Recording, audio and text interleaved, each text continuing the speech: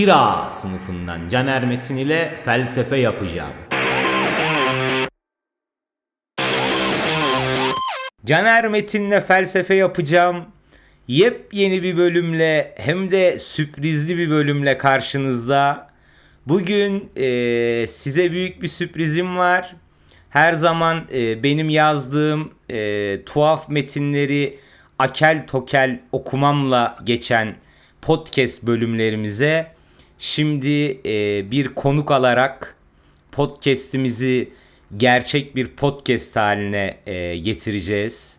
Bu büyük bir an tabii bizim için de. Konuğumuz da ne derler, çiçeği burnunda bir doktor kendileri. Sosyal antropoloji doktoru oldular. Hastaları çoktu ama ilaç yazamıyorlardı. Bundan sonra ilaç da yazabilecekler. Sevgili arkadaşım, orta bahçe arkadaşım kendisi aynı zamanda. Doktor Seher Çataloğlu bizimle. Seher Merhaba. merhaba. Merhaba.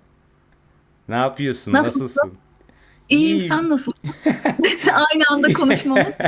Olur öyle. İyiyim vallahi, ne yapayım ya, böyle işte acayip acayip işlerle bira içip felsefe yapmak falan gibi uğraşlarla meşgulken sana Evet. da dedim gel Ön koşul madem. olarak bira Aynen. içerek biraz sohbet etmeyelim mi dedin. Aynen, doktoranı da çiçeği burnunda bitirdin. Bir de bir baktım, Allah Allah, şimdi aslında sosyal antropoloji doktoru oldu Seher, ama felsefi antropolojik tonu filan da var deyince tezimin, dedim yani ne lan bu, felsefi mi antropolojik mi felsefi, biraz konuşalım dedim. Konuşalım. Tabii tezle sınırlı kalmak zorunda değil konuşacaklarımız, ki öyle olmayacağım, birkaç biradan sonra işin değişebileceğini düşünüyorum. Şimdi Evet. tezin, ben öyle de bir podcast yapıyorum ki tezin tam adını, notlarım var ama yazmamışım. Bir adını alalım senden. Onu da Ben hatırlamıyormuş. hatırlamıyorum. Şu an hiçbir şeyi hatırlamıyorum. Ben İstanbul Kadıköy'de aslında e, yaşlı yetişkinlerin gündelik hayat pratiklerinde e, yaşa dayalı ayrımcılığın izlerini aramayı düşünüyorum diye bir çalışmaya başladım açıkçası.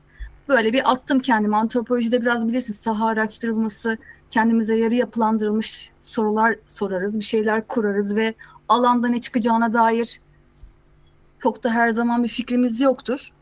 Bir sorular hazırladım. Yaşa dayalı ayrımcılıkla bakmak istedim ve yaşlı yetişkinlerin arasına katılıp onlarla takıldım. Onların gündelik hayatlarında, rutinlerinde elimden geldiğince bulunmaya çalıştım. Yaşa dayalı ayrımcılığın izlerini sürmeye çalıştığım bir çalışma oldu açıkçası. Güzel de yazmışsın. Yani ben şimdi bizim podcast'i takip edenler biliyor tabii.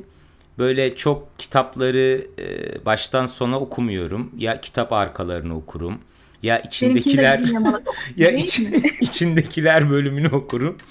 Şimdi seninkini de açık söyleyeyim, tamamını okumadım ama okuduğum Aha. kadarıyla şunu dediğimi hatırlıyorum. Lan bu bizim Seher de iyi yazıyormuş falan dediğimi Evet, hatırlıyorum.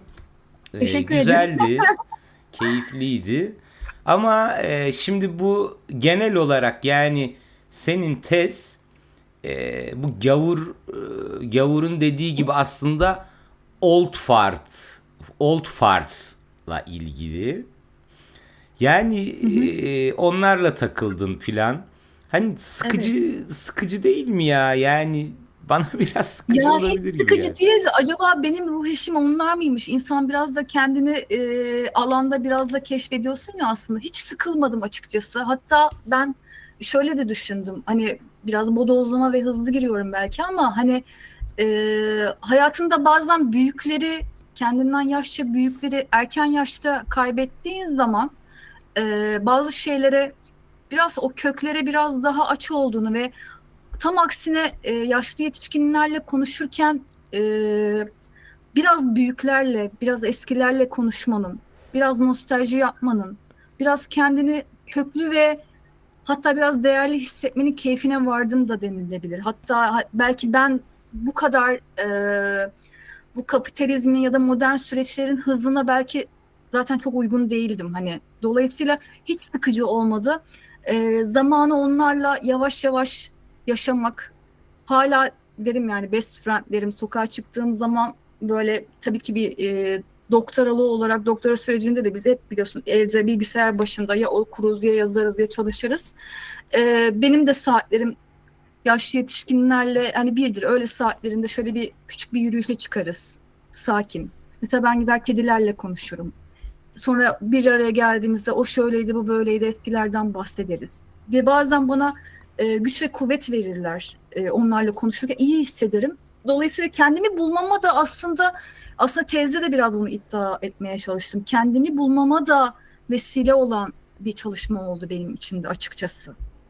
Çünkü ben ne kadar hani bu kapitalist süreçlerle gençlik kültürü empoze edilmiş olsa da hani genç olmak, dinamik olmak, hıza kapılmak, yeni bir iş daha bulmak, onu başarmak, bunu yapmak belki zamanı bu kadar hızlı yaşamamayı e, yaşlı yetişkinlerden ibretlik olarak görebilir miyiz? Ki gördüm de hani mesela bir görüşmeci benim yukarıdaki Betül teyzem 92 yaşında bir mimardı. Bir gün bana şey dedi. Bu dedi heyecanını ve enerjini dedi tumturaklı kullan. Hani lazım olabilir. Hani büyük üzüntülerle ya da aşırı sevinçlerle hani bunu çabuk harcama dedi bana enerjini. Yani aşırı bir şeye üzülme, aşırı takma. Aman ne olacak? Olur olur olur olur her şey oluyor dedi ve bu beni mesela bir psikoloğa ya da bir psikiyatra gidip alabileceğim bir şey değildi Betül teyzeden duyduğum bu sözler. Şimdi Ve hani hı hı, şimdi bu dinleyiciler için söylüyorum. Bu sosyal antropologlar böyledir. Bir alanda çalıştıkları zaman böyle alana bazen fazla derin duygusal bağlarla bağlanırlar. Şimdi bir şey diyeceğim yaşlılarla ilgili. Korkuyorum ve şu an diyemiyorum yani seher ağzıma sıçar mı diye. Şey gibi bu yani işte gittim Yanomamo yerlileriyle ah vah onların aktivist neyse. tabii. Öyle değil anlıyorum seni. Ama Yok yok öyle değil. söylediklerinden şimdi mesela muhabbet böyle çok oraya gitse mi bilmiyorum ama yani şöyle bir şey çıkardım. Biraz ihtiyarlık yavaşlamakla da mı ilgili? Yani o tempo meselesiyle mi alakalı yani? Ya Seni şimdi mesela çarpan. lisedeyken ya tesadüfi bir biçimde lisedeyken ben yaşlılardan ve yaşlılıktan korktuğumu hatırlıyorum. Ve bu benim muhtemelen erken ölümlerle beraber hayatımdaki oluşturduğum, kendimde geliştirdiğim bir şeydi diye düşünüyorum. Çünkü yaşlanmakla ölümün yakın olması mevzusu var ya, ya lise dönemimde yaşlı yetişkinlere bakamadığımı hatırlıyorum. Ve tabii ki de burada hani bir yandan dediğin gibi bir şey yani alana gitmiş ve onlarla mutlu mesut yaşamış konumum dolayısıyla hiç de öyle olmadı. Yaşlılar şimdi ben de Huysuz mu? Huysuz. tabii ki de yani bana yani hani sen zannedin mutlu mesut o yaşlılık falan hiç alakası yok ve burnumdan hani kan getirdiler. Ben bazen o görüşmeleri yapasıya kadar asla mesela bana dediler ki yaşlı yetişkinler konuşmayı çok severler. Hani o sen bu alan çalışmasını o kadar rahat yaparsın ki falan hani yani asla görüşme ayarlayamadım. Asla yani bana diyor ki çok acele ediyorsun diyor. Ya aylar gitmiş çok acele ediyorsun diyor. Ha, bu kadar siz gençler diyor böyle heyecanlı olursunuz. Çok Ama acele bak ben de ediyorsunuz. sana bir şey hatırlatayım. Sen bana çok acele ediyorsun demedin ama biz bu görüşmeyi Evet, de pek kolay tabii. ayar ama yani şimdi Herhalde sonuçta karşımda da dediğim gibi bir doktora ve alanda etkilendik postdoc mu olacak adayı var. inşallah. Ya şöyle bir şey söyleyeceğim. Şimdi bu woke kültür dedikleri bir hadise var. Tam ne olduğunu ben de bilmiyorum da. Yani yani böyle toplumda ayrımcılığa uğrayan kesimlerle ilgili çok böyle abartılan tepkiler vesaire ya da ya şimdi sen de öyle bir ton katmışsın yani başlığınla vesaire. Hani bir aferin, hani trendi yakalamışsın Evet, öyle. demek isteyecektim. Bir de Ya aslında ayrımcılık evet. yani hani bir de şöyle bir şey diyeceğim. Ya şimdi bu hani relativite falan filan. Ama yani ben abi yaşlıların en azından hepsini yani sevmiyorum. Yani hani şiir Tabii. vardı ya, yani köylüleri Ama neden insanın öldürmeliyiz? Yani yaşlı bazen özüne. de yaşlıları neden öldürmeliyiz? Yani bazısı da var ki ya karışık duygular besliyorum hakikaten. Evet. Yani Ama bir eee, şey araya girmek istiyorum. hı hı, Gerçekten dikkatli okumamışsın. Bir yandan tabii ki de kültürü, orada bir popüler kültürü yakaladın tabii. Yaşa dayalı ayrımcılık, bir tarafı tutuyoruz. Orada bir dezavantajlı bir grup var gibi gözüküyor derken benim orada bence söylediğim en önemli şeylerden bir tanesi yaşa dayalı ayrımcılığı e, yapan kişilerin aslında bizzat yaşlı yetişkinlerin ta kendisi olması ben sorunu oraya vardı. dikkat etmedim. Doğru ama yani sonuçta kendi kendilerine de ayrımcılık yapıyorlarsa bir Tabii ayrımcılık orada yapılıyor yani. yapıyor. Yaşlı yaşlıya Evet. ayrımcılık yapıyor. Kadın kadına yapıyor. Erkekler zaten yani çocuklara Evet. karşı ayrımcılık, hayvan yani ayrımcılık ama bu Her biraz yer hani ayrımcılık. ulan toplum ya da hayatın dinamiği de böyle bir şey, bir çatış yani hiç çatışma olmayan bir şeyde mi Evet. yaşayacağız? Yani yaşlılara İmkansız. yani yapar, yani yaşlılar da gençlere yapıyor mesela falan filan. Evet. Neyse böyle Tabii ki. muhabbeti kitlemeyeyim. Mesela benim aklıma hani Bu çok arada yaşlıların Hı, öldürülmesi diye bir motif de söz konusu. Ama bu hı, her hı, zaman toplumun yararına olduğu zaman. Önceden böyleydi. Hani hı. e, yani yaşlıyı bir bir köşede bırakıp onu ölüme terk ettiği nokta ama topluma bir faydası olması gereken bir noktada gerçekleşiyor Ya bu. bu da olabilir diyorsun yani. Böyle bir şey olsa, bir Var toplumun biri zaten. bunu yapsa Var ben zaten. bunu şey karşılarım diyorsun. Serin kanlılıkla işte bu da bir bilim Ama şu an insanı. bu toplum, şu anki bu toplum, tabii ki de öyle karşılarsan, şu anki bu toplumdaki zaten aslına bakarsan yani benim çalışmam Covid salgınına da denk gelmişti. Mesela biz böyle hani biraz sosyal bilimcilerin manyakça hani böyle aşırı yoruma gidebildiğimiz, varabildiğimiz noktalar olur ya bazen konuya çok fazla girdiğinde.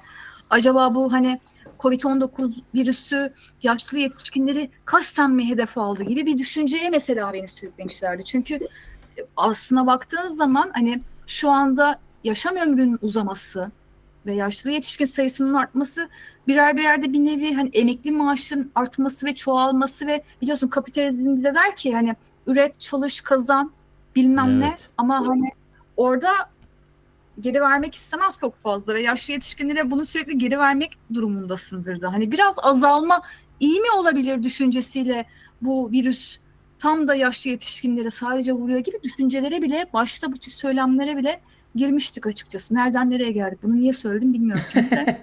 Yani aslında şey değil canım Ya yani yaşlıların öldürülmesinden çıktık evet. çok da komplo teorisi, yani mantıklı şeyler işe yaramıyor. Gereksiz bir Evet. gider kapısı. E, Sen şimdi yaşlıları yetişkin mi buluyorsun? efendim? Ama yaşlıları sıkıcı mı buluyorsun?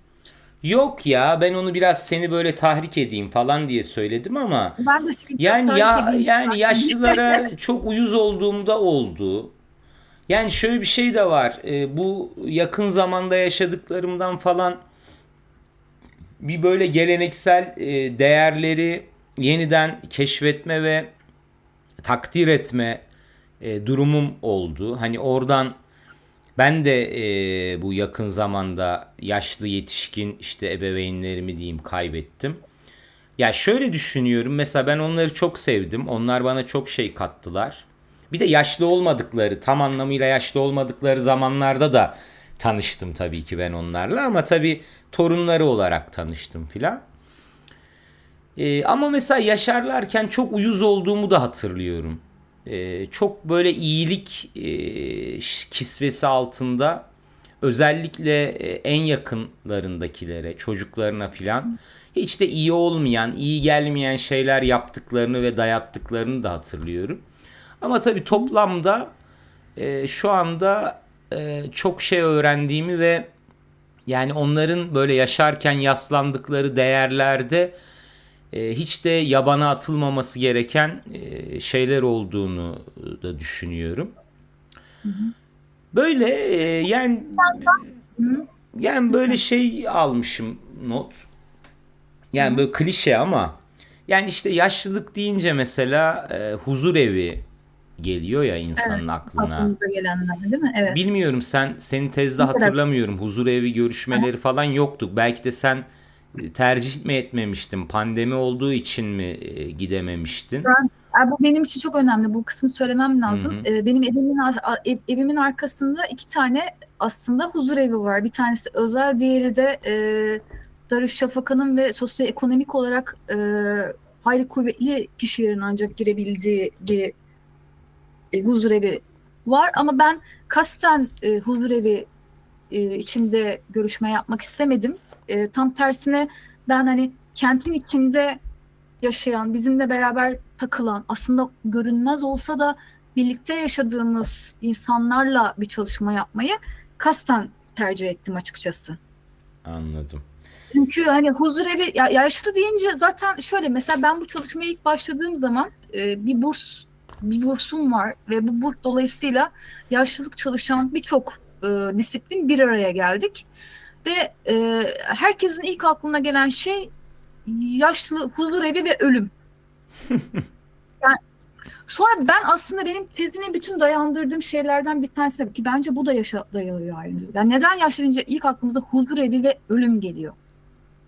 Yani hatta neden yaşlanmaz, işte yaşlanma sanatından da bu yüzden. Neden yaşlılığa dair bazı hayallerimiz yok? Yani mesela ben üniversite yıllarında okurken okumayı şöyle, mesela klasikleri yaşlandığımda okuyacağım demiştim. Bazı arkadaşlarım bana gülmüştü mesela. Niye falan, hani biraz daha hani kafam muhtemelen sakin şeyler isteyecektir. Beynimi de çok yormak istemeyeceğim. Ağır metinleri şimdi okuyorum. Yaşlandığımda açık öğretimden bir bölümden mezun olup e, klasikler okumayı düşünüyorum.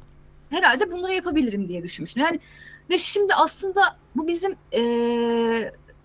yaşlılık hayallerimizle, yani yaşlılık sanki ölümün öncesindeki bir durak ve o durağa geldiğimizde artık nereye konacağımızı bilmeden ya ne yapacağız? Ya yaşlanınca ne olur? Niye benim yaşlanınca bir hayalim olmasın? Yani ben yaşlandığımda bunu yapacağım, şunu yapacağım. Yaşlılık deyince lütfen ilk aklımıza huzurevi ve ölüm gelmesin diye aslında ilk düşündüğüm şeylerden biri bu oldu.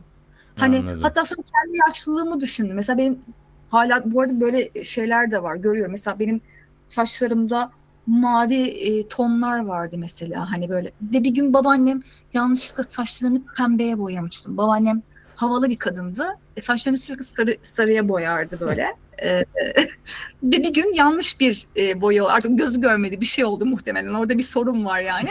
Pembe bir boya almış. Bir boyadı bilmem ne falan. Anne, Nalan hani saçlar pembe oldu ya falan, hani ne yapacağız? Ama deli gibi güldük mesela. Hani ve ben bunu mesela şu anda kasten yapabilirim. Yani sadece troll bir yaşta olabilmek için. Yani çünkü e, yaşlılık dönemi hayat döneminin bir parçası. Nasıl ki gençliğim, orta yaşım ve bunu kronolojik olarak belirleyemezsin, sınırlayamazsın. Ben burada varım ya şu anda.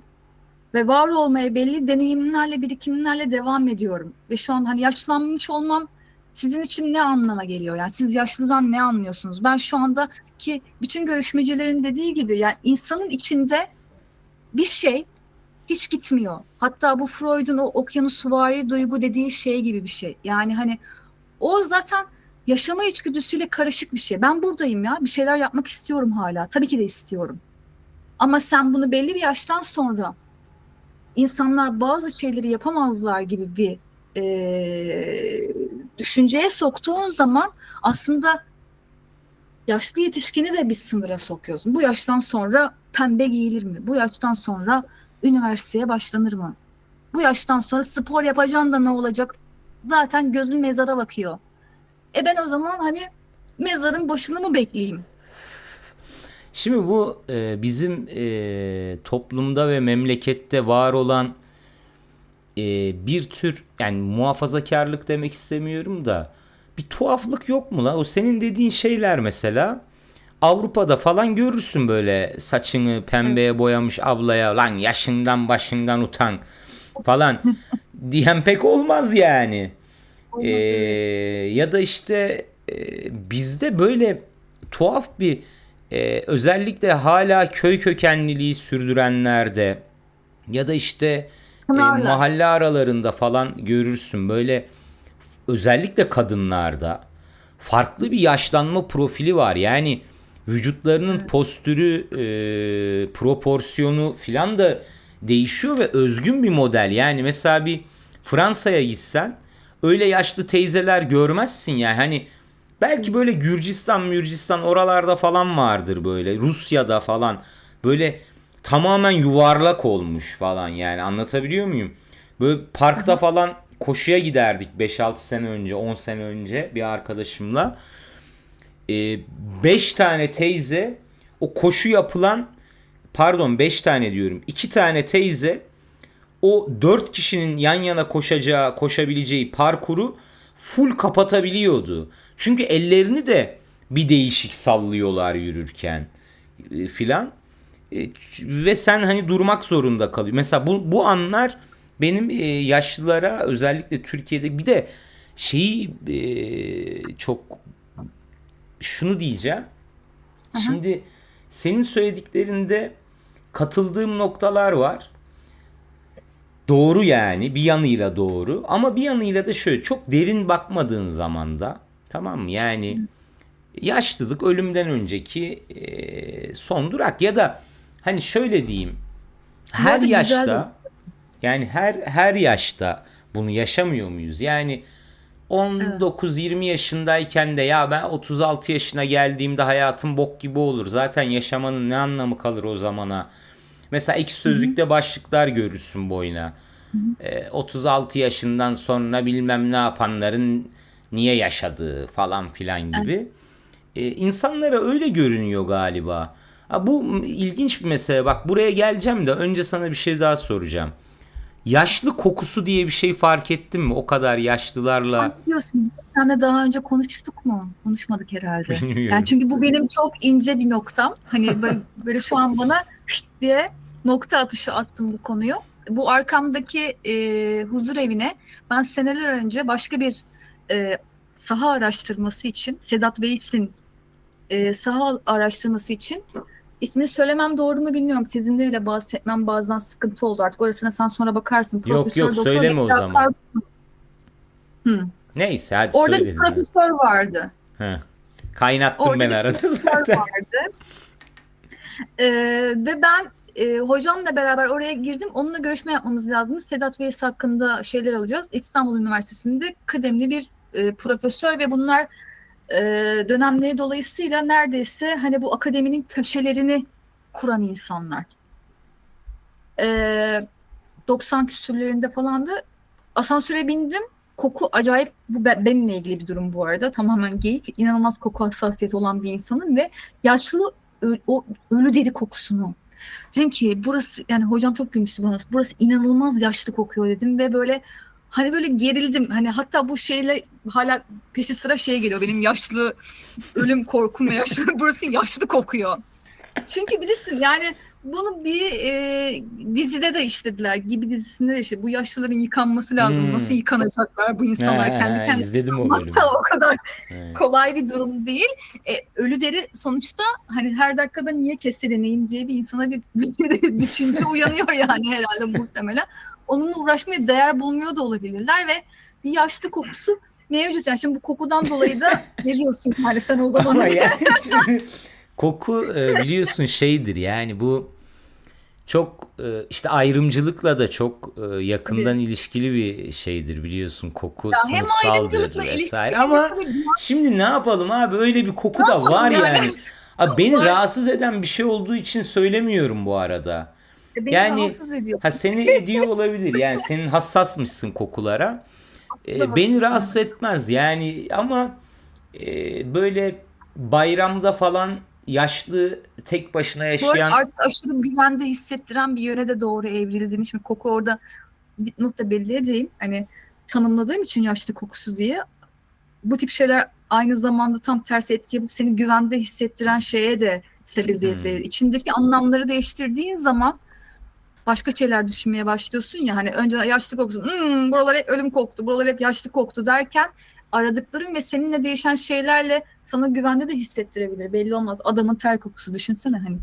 Nereden nereye? Çok saçma ama olabilir. Niye olmasın? Ya tabii tabii ben de hakikaten bak son zamanlarda bir nedenden dolayı diyeyim huzur evine gitmem gerekti 5-6 kere daha fazla belki. Belli yaşlı kokusundan Ve bahsettiğim için. evet yani orada spesifik bir koku yani ve böyle Tabii. aldığımı hissediyorum ama ilginç işte yani bir gerçeklik seni bir yerden yani ne kadar desen ki ya yaşlı da olsa işte bu arada benim Evren diyor ki sana bunu unutamazsın diyor. Bak evet yani bir yani huzur bir evine şey var. gidiyorsun.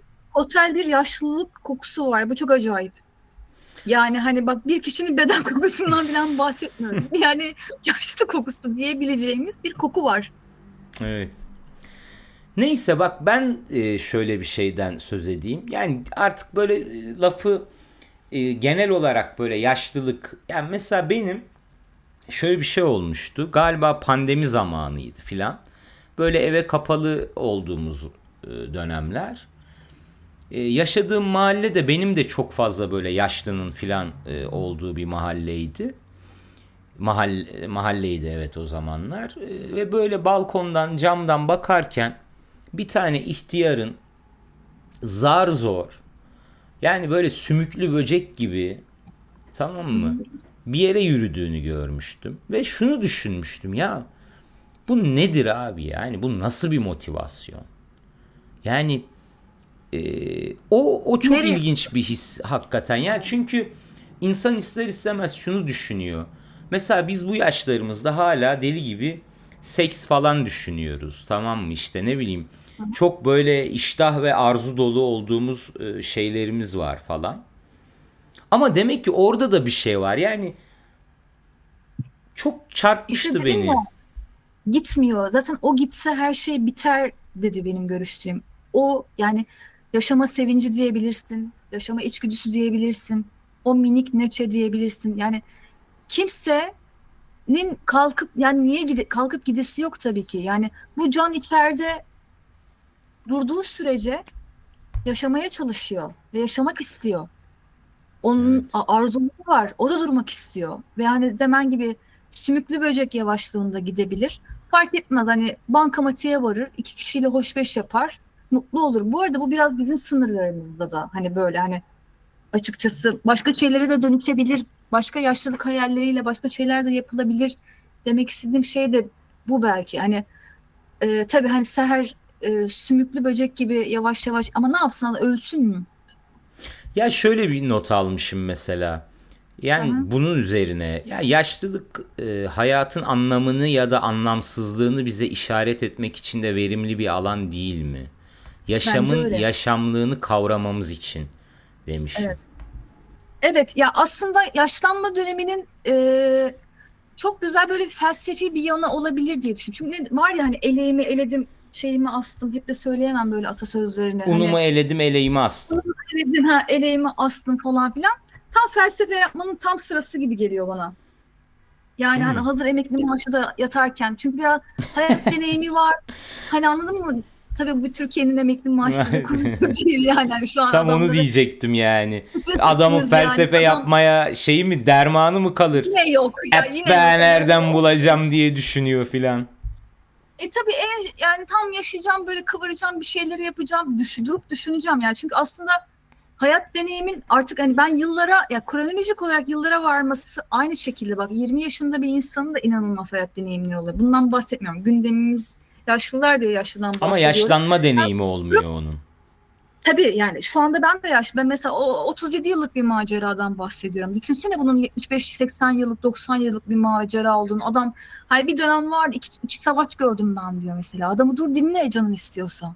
Hani anlatabiliyor Hmm. muyum? Yani baktığın zaman şeyler de benzer dönüyor aslında yani. Hani o sırada mesela küçükken sana çok saçma geliyor yani. Hani ben de şey var ya, kızken belim bu kadardı falan. Hani o söylem vardır ya Evet. böyle. He böyle saçma sapan falan diye dinlemezsin, bu kulaktan girer bu kulaktan çıkar ve öyledir. Bence böyle de olması gerekiyordur.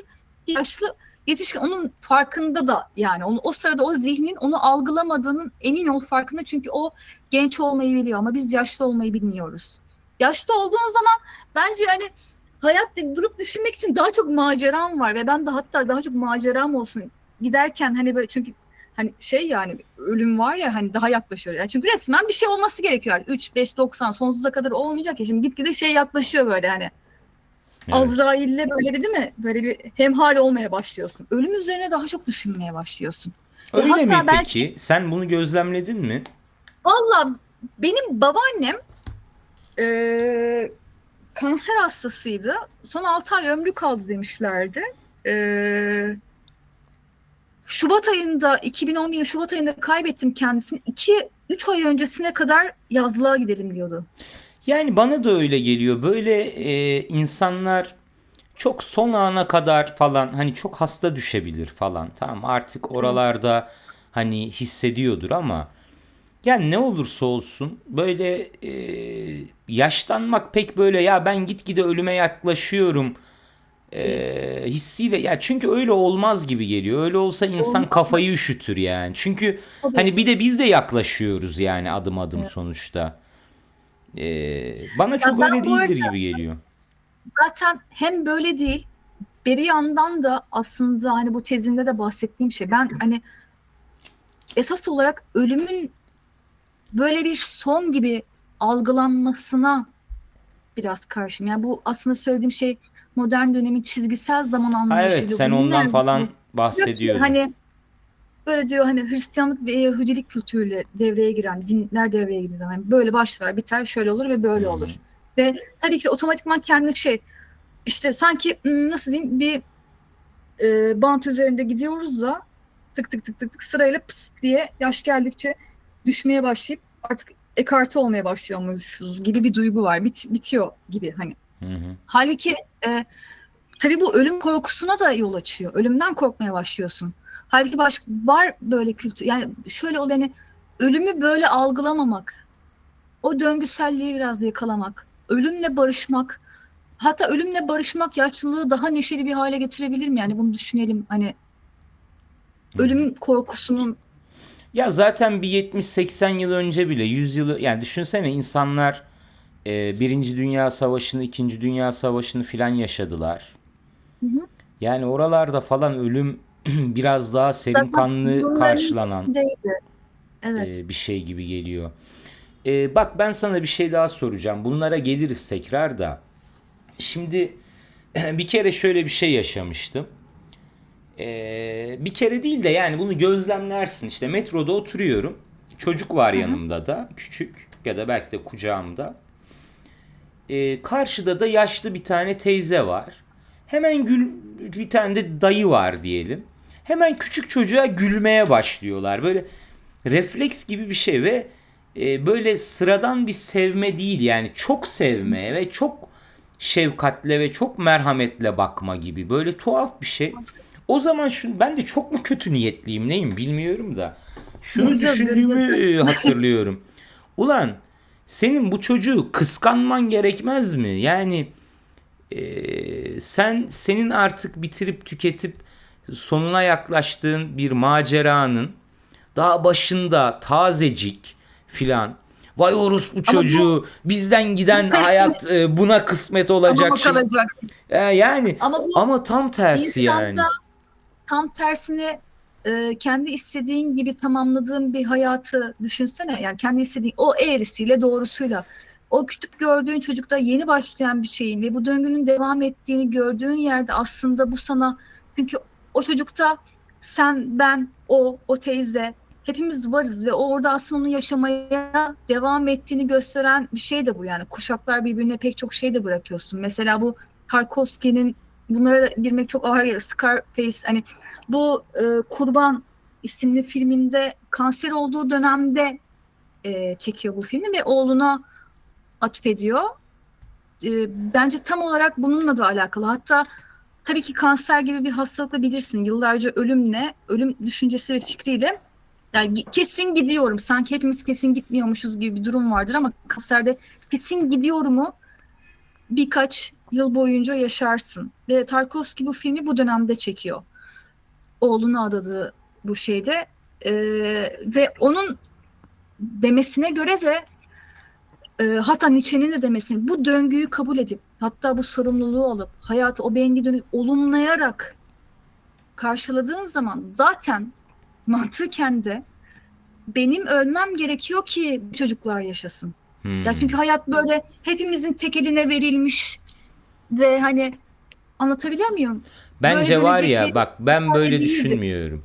Bu çok entelektüelize bir bakış bence.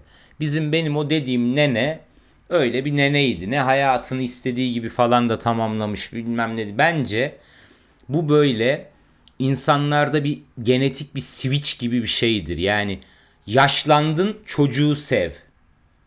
Şey yapmasın diye. Çocuğa kinlenip de böyle pataküte girişmesin falan diye. Ya ben bunu çok zorlama olacağını düşünüyorum. Yani öyle niye çocuk girişeyim, anladın mı? Allah da seni kahretmesin. Ben ölüyorum ve sen yaşıyorsun Aynen falan. ya, öyle demez mi insan? Neyse yani ben de şöyle düşünmüştüm.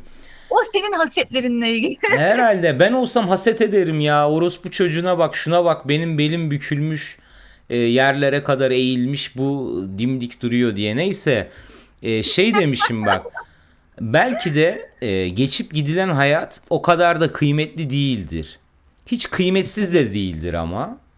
Böyle bir hayatı gelip geçeceksin işte yavrum. Sen de çok şey yapma der gibi bir Aşırı da gülüştür şey belki de. etme yani. Ha, çok da şey Ya etme hayır tabii yani. yani.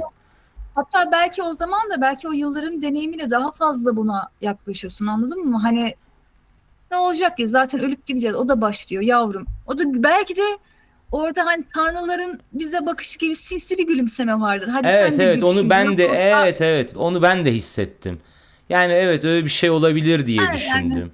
Sen de daha çok boku yiyeceksin ama yine de ya yine de güzeldir gibi bir şey. Böyle ilginç bir şey. Bak, yaşlılarda bunun ben hiç sevinç zannetmiyorum uyandırır. yani o bakışı gördüğüm kadının oturup bunları böyle derin derin düşündüğünü falan, ama demek ki hayat bize böyle çok şey Ya bence gelir. Hepimizin hayatı biricik falan gibi, tamam mı yani? Bambaşka ama bir şeyler yandan çok yaşıyoruz. Bir yandan da olmadığını da, böyle, dur sesin gitti, anlaşılmadı. pardon, özür dilerim. Dur o zaman ben söyleyeyim, sen şey fikrini söyle. Biraz şöyle bir his uyandırdı. Ya demek ki o zaman gelip geçmiş bir hayatın insanlarda uyandırdığı böyle üç aşağı beş yukarı da benzer şeyler de var demek ki yani. Hani herkes az çok belli bir kıymetle belli bir kıymetsizlik ya da belli bir Evet, anlamlılıkla belli bir anlamsızlık duygusunu böyle harmanlayıp geçip gittik bu hayattan falan gibi bir, bu da tabii. geçip gidecek işte Ha. gibi bir Sen de geç bu dünyadan gibi. hmm. Anlatabiliyor muyum? Aslında bunun bir nevi neşe uyandıran bir yanı da var. Çünkü aynı zamanda hani Ha, bir bok o da biliyor ki, zannediyorsun belki şimdi ama. ama o da biliyor ki zaten şimdi adaletli bir şey var, ölüm var. Yani bu sonuçta herkesin başına gelecek şu anda. Sen de geç bu dünyadan. Sen de geçeceksin, neler göreceksin. Çocuk orada ona sevinç de uyandırır yani bu arada. Bu arada aslında yine bir döngüyü de gösterir bu. Aslında bu yine sevinç uyandıran bir şey. Yani ben şöyle düşünüyorum. Tam tersine hayatın devam ettiğini görmek, yeni doğumları, yeni oluşları, yeni fikirleri, yeni şeyleri görmek, sen ne kadar yaşlı yetişkine bir ayağı Azrail'e bakıyor, toprağa bakıyor gibi düşünsen de tabii ki de bu insanda sevinç uyandırır. Ben şimdi bunu kendi adıma, yani hiç yaşlanmadım ama kendi adıma düşünüyorum açıkçası. Çünkü yaşlı yetişkinler adına konuşmak da çok iddialı olur ama kendim adına düşünüyorum. Bunu çok fazla entelektüel şeyle yormanın da hayrı yok. Hani ya ay ne güzel, hani ben içiyordum biraları. Bak şimdi o da içecek. Onun başına da bak ne belalar gelecek, görüyorsun değil mi? Hani güzel, bunu görmek keyifli bir şey. Mesela hani bunu çocuğu olan insanlar aslında çok daha e, çocuğu olanlar. Hatta neden mesela torun daha tatlı? Hmm, evet. Yani bilmiyorum, benim gözlemlediğim kadarıyla torunda biraz şöyle bir şey oluyor. Çok sorumluluğun yüksek değil Evet. çocuğuna Tam göre. neşene göre yaşıyorsun. Aynen, yani güzelliğini dadıyorsun onun. Adı da Nasıl olsa bokunu zaten babası var. tabii biraz bokunu mesela fazla temizletmeye kalksan hemen mızırdanmaya başlarlar yani. Ben Tor yaşlıyım der. Ben bunu bakamam der. Hani ama Aynen direkt bak, ama bu arada sözünü kesiyorum. Yaşlı yetişkinlerden öğrendiğim ve en sevdiğim şey, ben yaşlıyım. Beni buna zorlama. Ben bunu yapamam. Hani ben bu kadar hani yaşlı olmayı kabul etmeyip ama yeri geldiğinde özellikle bok püsürle uğraşılacaksa, saçma sapan bir angarya ile uğraşılacaksa ben bunun için çok yaşlıyım. ya işte herkes kendine göre kimi stratejiler geliştiriyor. Yani aslında hiç de yaşlı maçlı değil. O senin Onunla, dediğin bununla teyzeye, uğraşmak istemiyor amcaya çünkü. desek ki gel seni everek, hemen evlenir filan yani muhtemelen, ama Evet, ama sen fatura sen yatırmak var, senin çocuğunla falan saçma sapan işlerle uğraşsın. evet, Hemen yoruluyor orada. Biliyor çünkü işi.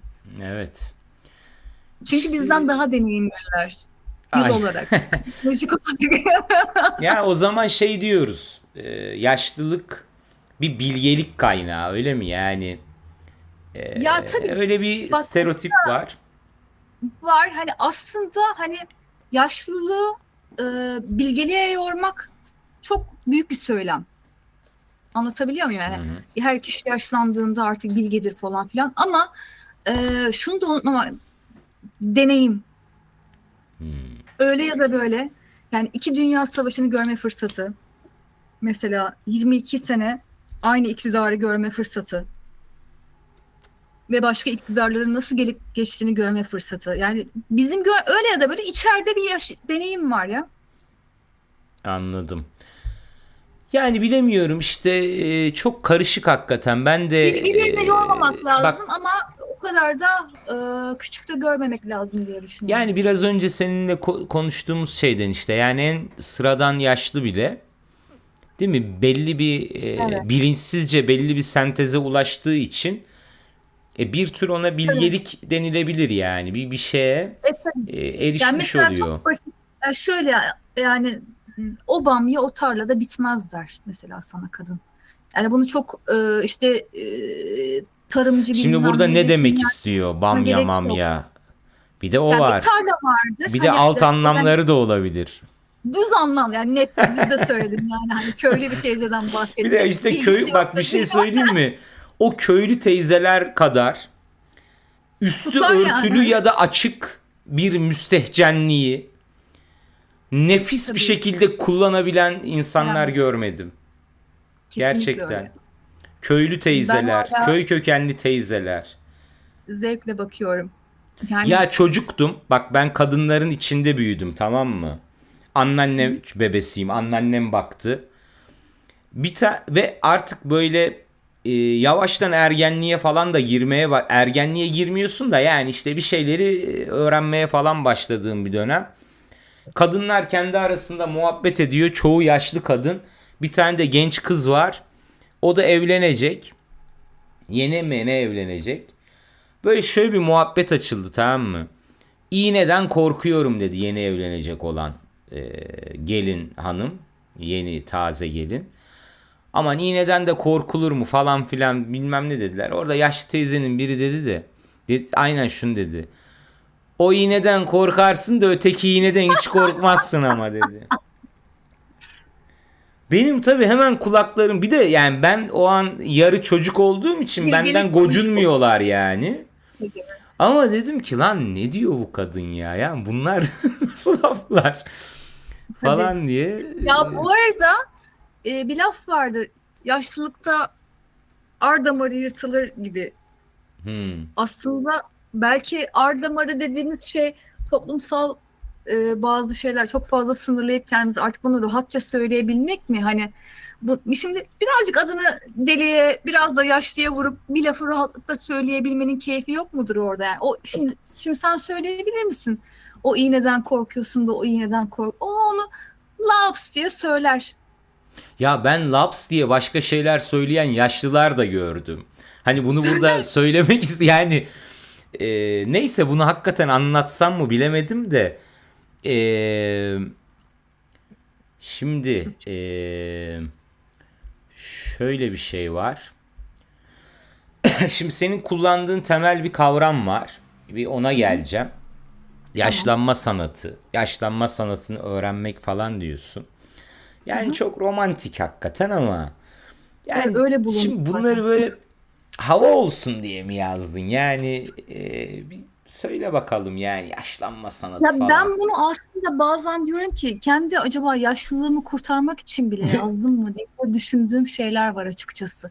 Ama çünkü bir yandan mesela aslında bu yaşlanma sanatının aklıma biraz gelmesi hem Bars gibi bir profesörün de etkisiyle olduğu gibi bir yandan da aslında ben de içinde tam bunu düşünüyordum ve sana denk geldim. Adam gibi bir durum da oldu.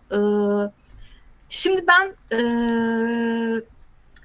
diyorum yani saçımı maviye boyatmıştım. Zincirler takarım, metal dinlerim.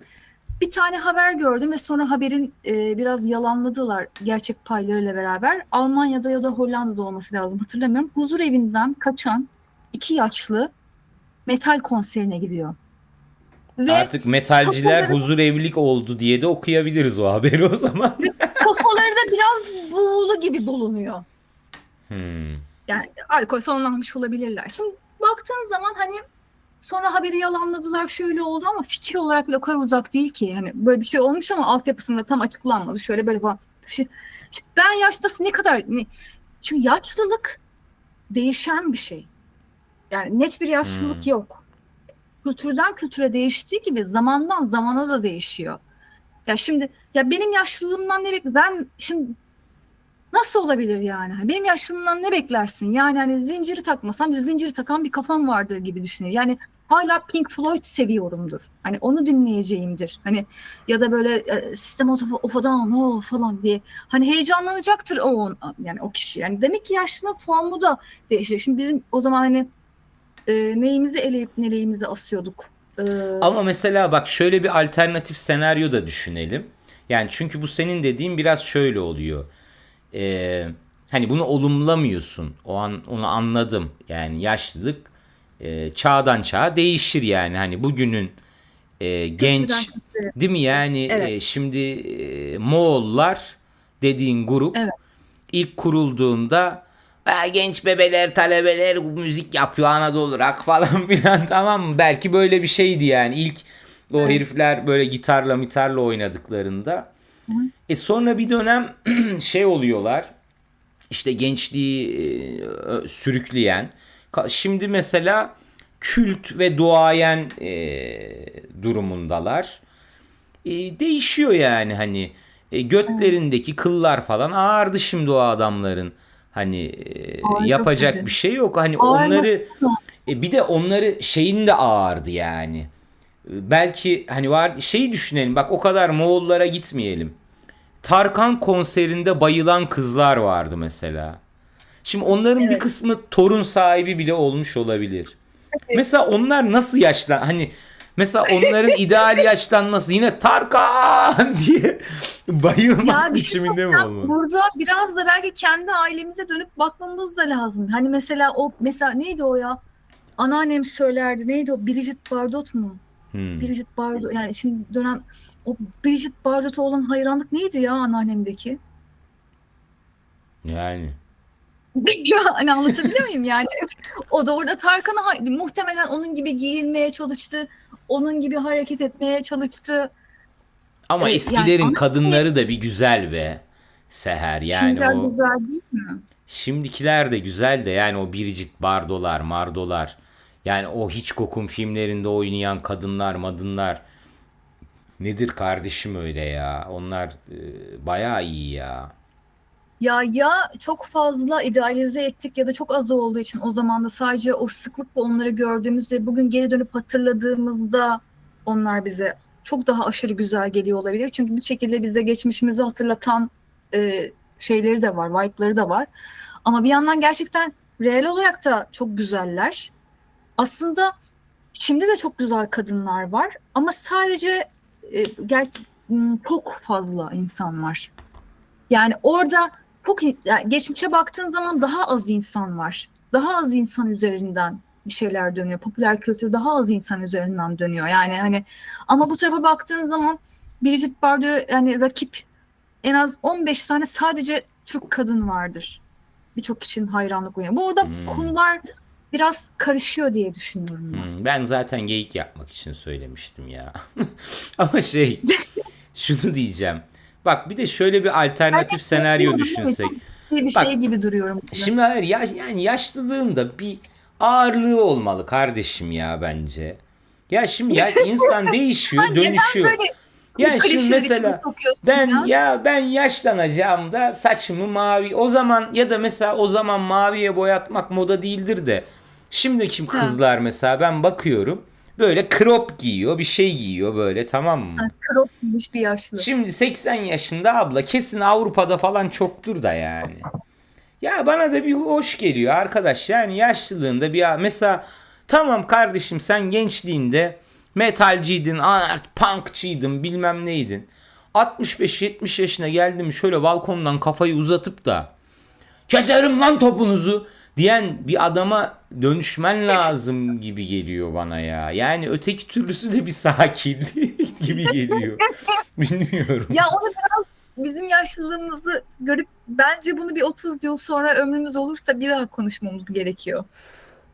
Ya tabii bilemiyorsun ama hani bizimle ilgili bir şey olabilir bu. Yani hep Bizimle yaşlı ilgili tabii yani hani ne kadar yaşlı bir mutluysan şeye dönüşmeli gibi ben hep böyle bir şeye dönüşmeli. Dönüşmüyorsa ya bu şey de öyledir ya yani 45 yaşında bir kadınla tanışırsın tamam mı? evet. 20'li yaşlardaki bir kadın gibi davranıyor. Tam bir tuhaf işte yani bir sakinlik olur orada. Hani anlatabildim mi bunu bilmiyorum. Bir şeyleri Evet. dayatmak için söylemiyorum bunu. Yani Ve bu arada yaşlı yetişkin erkeklerle konuştuğun zaman kadınlara dönük böyle bir şey olduğunu düşünüyorum ben. yo Kadının erkek yaşlılığın için de. biraz ya erkek yaşlılığı ya nedense hani böyle Ya yaşlıdan da olsa erkeklerde de bu andropoz falan derler ya mesela andropoz evet. amca. Yani böyle adam bir anda deri ceketler falan giymeye başlar. Hani öyle bir komedi unsuru da vardır öyle. Tamam mı? Hem öyle bir Yani de kadın menopoza girdikten sonra kadının artık kadın olarak görülmemesi ve artık yine sanki sistemden çıkmış olması ve kadın artık bu yaştan sonra niye işte yani bizim belki crop giyiyorsun. Ya bilmem sana ne?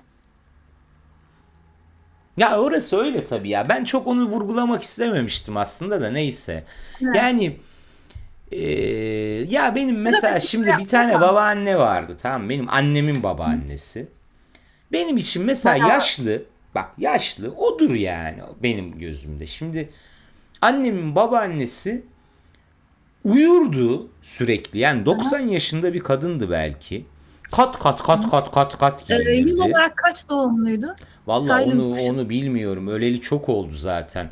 Düşün yani bak benim annemin babaannesiydi. Annemin babaannesi olduğu için 1920'ler falan olabilir Herhalde mi? herhalde Muhtemelen yani. Silent kuşağı. Evet ve yani böyle sana nasıl anlatayım çenesi burnuna değerdi. Ağzında diş yoktu. Yani uyurdu ve ben böyle küçükken şöyle yanına yaklaşıp tamam mı? O koltuktan kanepeden aşağı sarkan eline baktığımı ve onun hala tesbih çeviriyor olmasına hayret ettiğimi çok iyi hatırlarım. Ya bu kadın uyuyor ama hala tesbih çekiyor. Uyumuyor mu? Bizi mi kandırıyor acaba? Falan bir de ben böyle Bizim kan. küçücük bir evdi yani koridoru şöyle 2 adım bir koridoru vardı. Koridor da denmez yani odadan odaya koşuyordum böyle tamam mı? Koşup kayıyordum falan.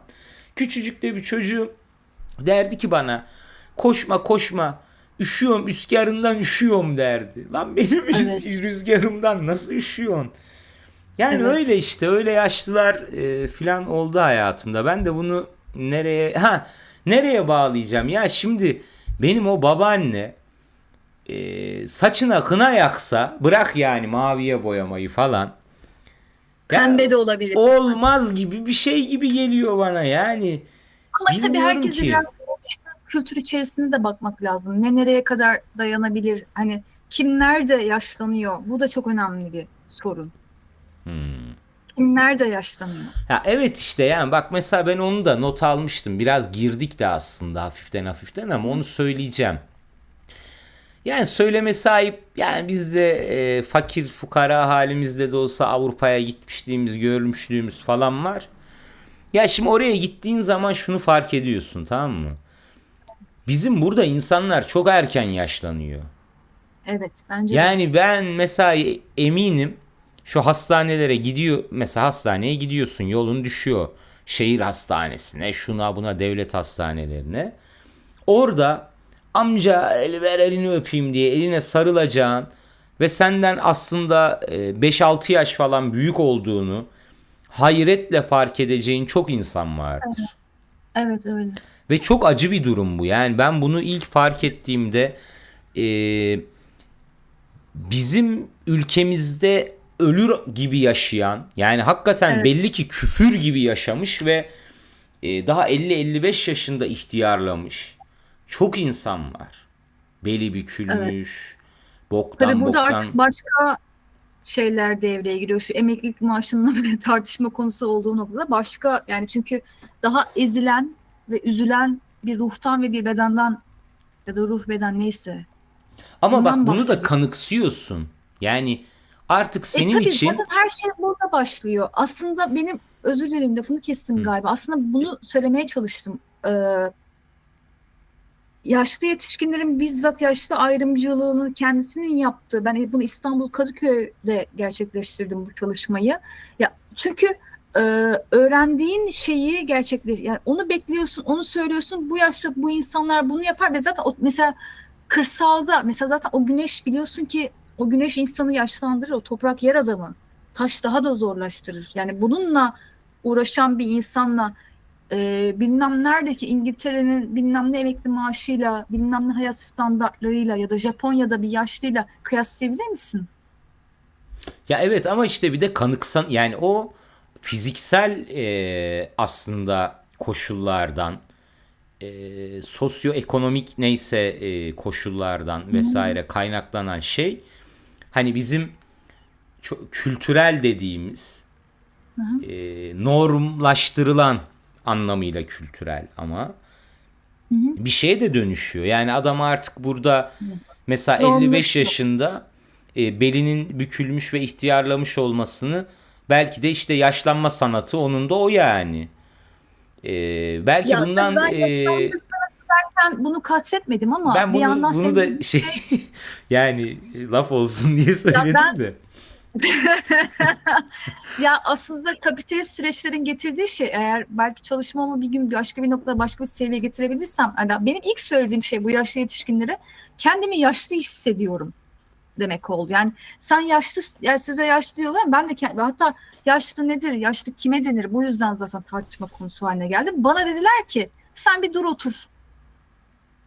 Hiç öyle senin zannettiğin gibi reel anlamda kronolojik olarak o yaşı almak senin düşündüğün, ya şimdi kendimi yaşlı hissediyorum. Şimdi kapitalist süreçlerle ya da yaşadığın toplum içerisinde üzerine gelen baskılar, üzerine aniden çöken yaş, yani çünkü çok fazla stres yüklüyoruz. Çok fazla uyaranla doluyoruz. Tabii ki de bu bizi daha fazla yıpratıyor. Çünkü biz aslında biraz daha, biz mesela Y kuşağı çocuklarıyız şu anda. Hani onların düzleme koymayı sevdiği noktada sınıflandırırken X, Y, Z, Silent, Boomer'lar diye isimler veriyorlar ya bize. Biz Hmm. Y kuşağıyız ve e, yaşadığımız şeyler bize biraz ağır geldi. Ama kendi yaşadığım topluluktan bahsediyorum. Bunun Almanya'da nasıl gerçekleştiğinden, Brezilya'da nasıl gerçekleştiğinden dair bir şeyim yok. Ama bana adam diyor ki, konuştuğum yaşlı yetişkin, "Aa," diyor.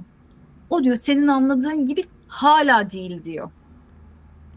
O zorlukları ben de biliyorum diyor. Ben de şey yaptım. Aa öyle değil. Gel de gör diyor bana açıkçası. Ve hatta onu da demiyor. Ya zaten göreceğim diye pis bir gülümsemeyle Ekmek muhtemelen. karneyle aldık diyor mu? Ha? Ekmeği karneyle aldık. Ya kara borsaydı.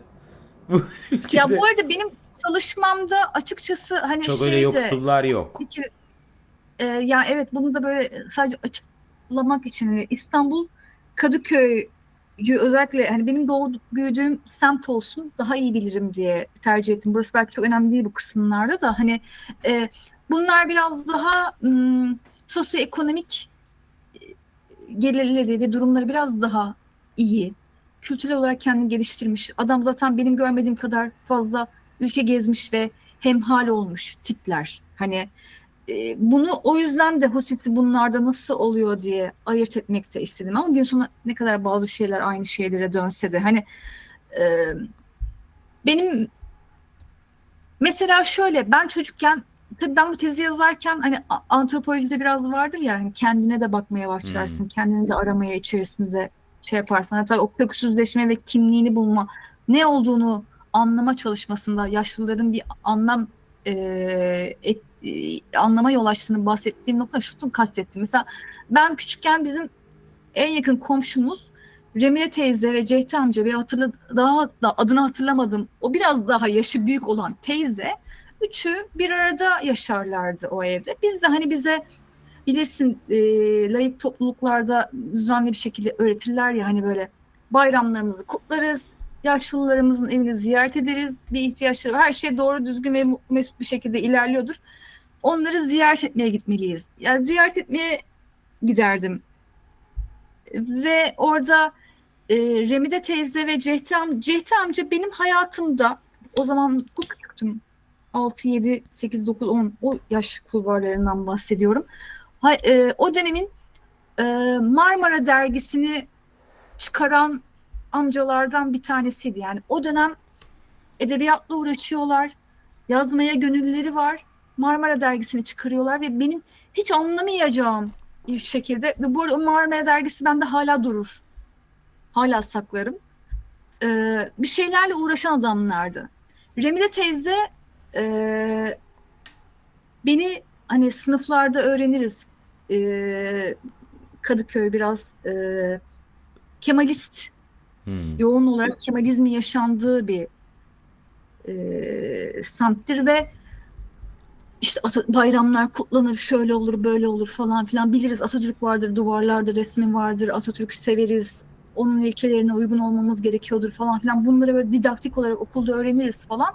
Ben eve geldiğim zaman apartmanda yan komşum Demire teyze ziyaret ettiğimde ki bana söyledikleri üzere yaşlıları ziyaret etmemiz gerektiğini Cemile teyze Cehdi amca Marmara dergisini çıkarırken Cemile teyze Atatürk'le dans ettiği anılarını bana anlatırdı. Yani Hmm. Atatürk o sırada sınıftaki bir resim olmaktan çıkıp benim hayatıma bizzat girip benim Remide teyzemin dans ettiği adam olma figürüne ulaşırdı. Anlatabiliyor muyum? Yani Hmm. dolayısıyla bazen ben kimim? Ben neyi niye yapıyorum? Neyi kimlerden nasıl öğrendim? Nasıl oturulur? Nasıl kalkılır? Çünkü bir şey veriyorlar sana. Yani bir anlatının taşınmasından söz ediyorsun. Bahsediyorum. Evet ve Anlıyorum. bunun bu semtte bu yüzden daha kolay olduğunu da söylüyorum. Anlatabiliyor muyum? Yani dolayısıyla bu burada daha gelişkin bir şekilde, daha rahat bir şekilde var. Anladım. Yani onların yaşlıları mesela hani bizim şey yaptım bu kadın tarlada eskimiyor. Ya hani Anlatabiliyor muyum? yaşlılığın ya da ya bu böyle kuşaklar arası ilişki mi denir? Hı Herhalde hı, şundan söz ediyorsun. Yani geçmişle bir bağ kurmaya ihtiyacımız var. Ve bir tür bence var. süreklilik hissi de yaşamak Evet. istiyoruz. Bir şeylerin devam ettiğini görmek istiyoruz herhalde. Ve Hatta ben bak bunu bu takıyı hı hı, bu kent hafızasına dair Gezi'de patlayan, ondan sonra fiili olarak olmasa da işte araştırmalara şuna buna daha çok onlara yansısa da hani kentsel mekanların hafızaları vesaire üzerinden de belki bununla bağlantı kurulabilir. Yani bir şeylerin Olabilir. devamını ve taşıyıcılarını vesaire görmek istiyor olabiliriz. Ya benim yaşadığım mahalle de öyle bir yerdi. Çocukluğumun geçtiği mahalle ilginç bir yerdi. Öyle sadece Kemalistlerin filan değil ama bir çeşit kendine özgü bir modern kent hayatı üretebilmiş, çok farklı geçmişlerden gelen ve farklı işler yapan, yani işte devlet memuru da olan vardı. Atıyorum Ankara sitelerde mobilyacı olan da vardı. Kent az çok kent kökenli olan da var. Köyden bir kuşak önce geçmiş olan da var ama onlar böyle kendilerince bir, bir ideal mi denir? Yani bir hayat inşa etmişlerdi. Mesela o mahalle örnek mahallesi. Şu Hı hı. anda o hayatın yerinde yerler esiyor. Yani o hayatı kuranlar zaten öldüler ama bir de oradan e, bir bir devamlılık üremedi yani. Çünkü dağıldı o mahalle ve orası şeye dönüştü. Göçmenlerin gelip yerleştiği bir gettoya dönüştü. Şu var yani işte insana tuhaf bir keder veriyor yani bu. Ben oraya gittiğimde onu hissetmiştim. Benim çocukluk mahallem.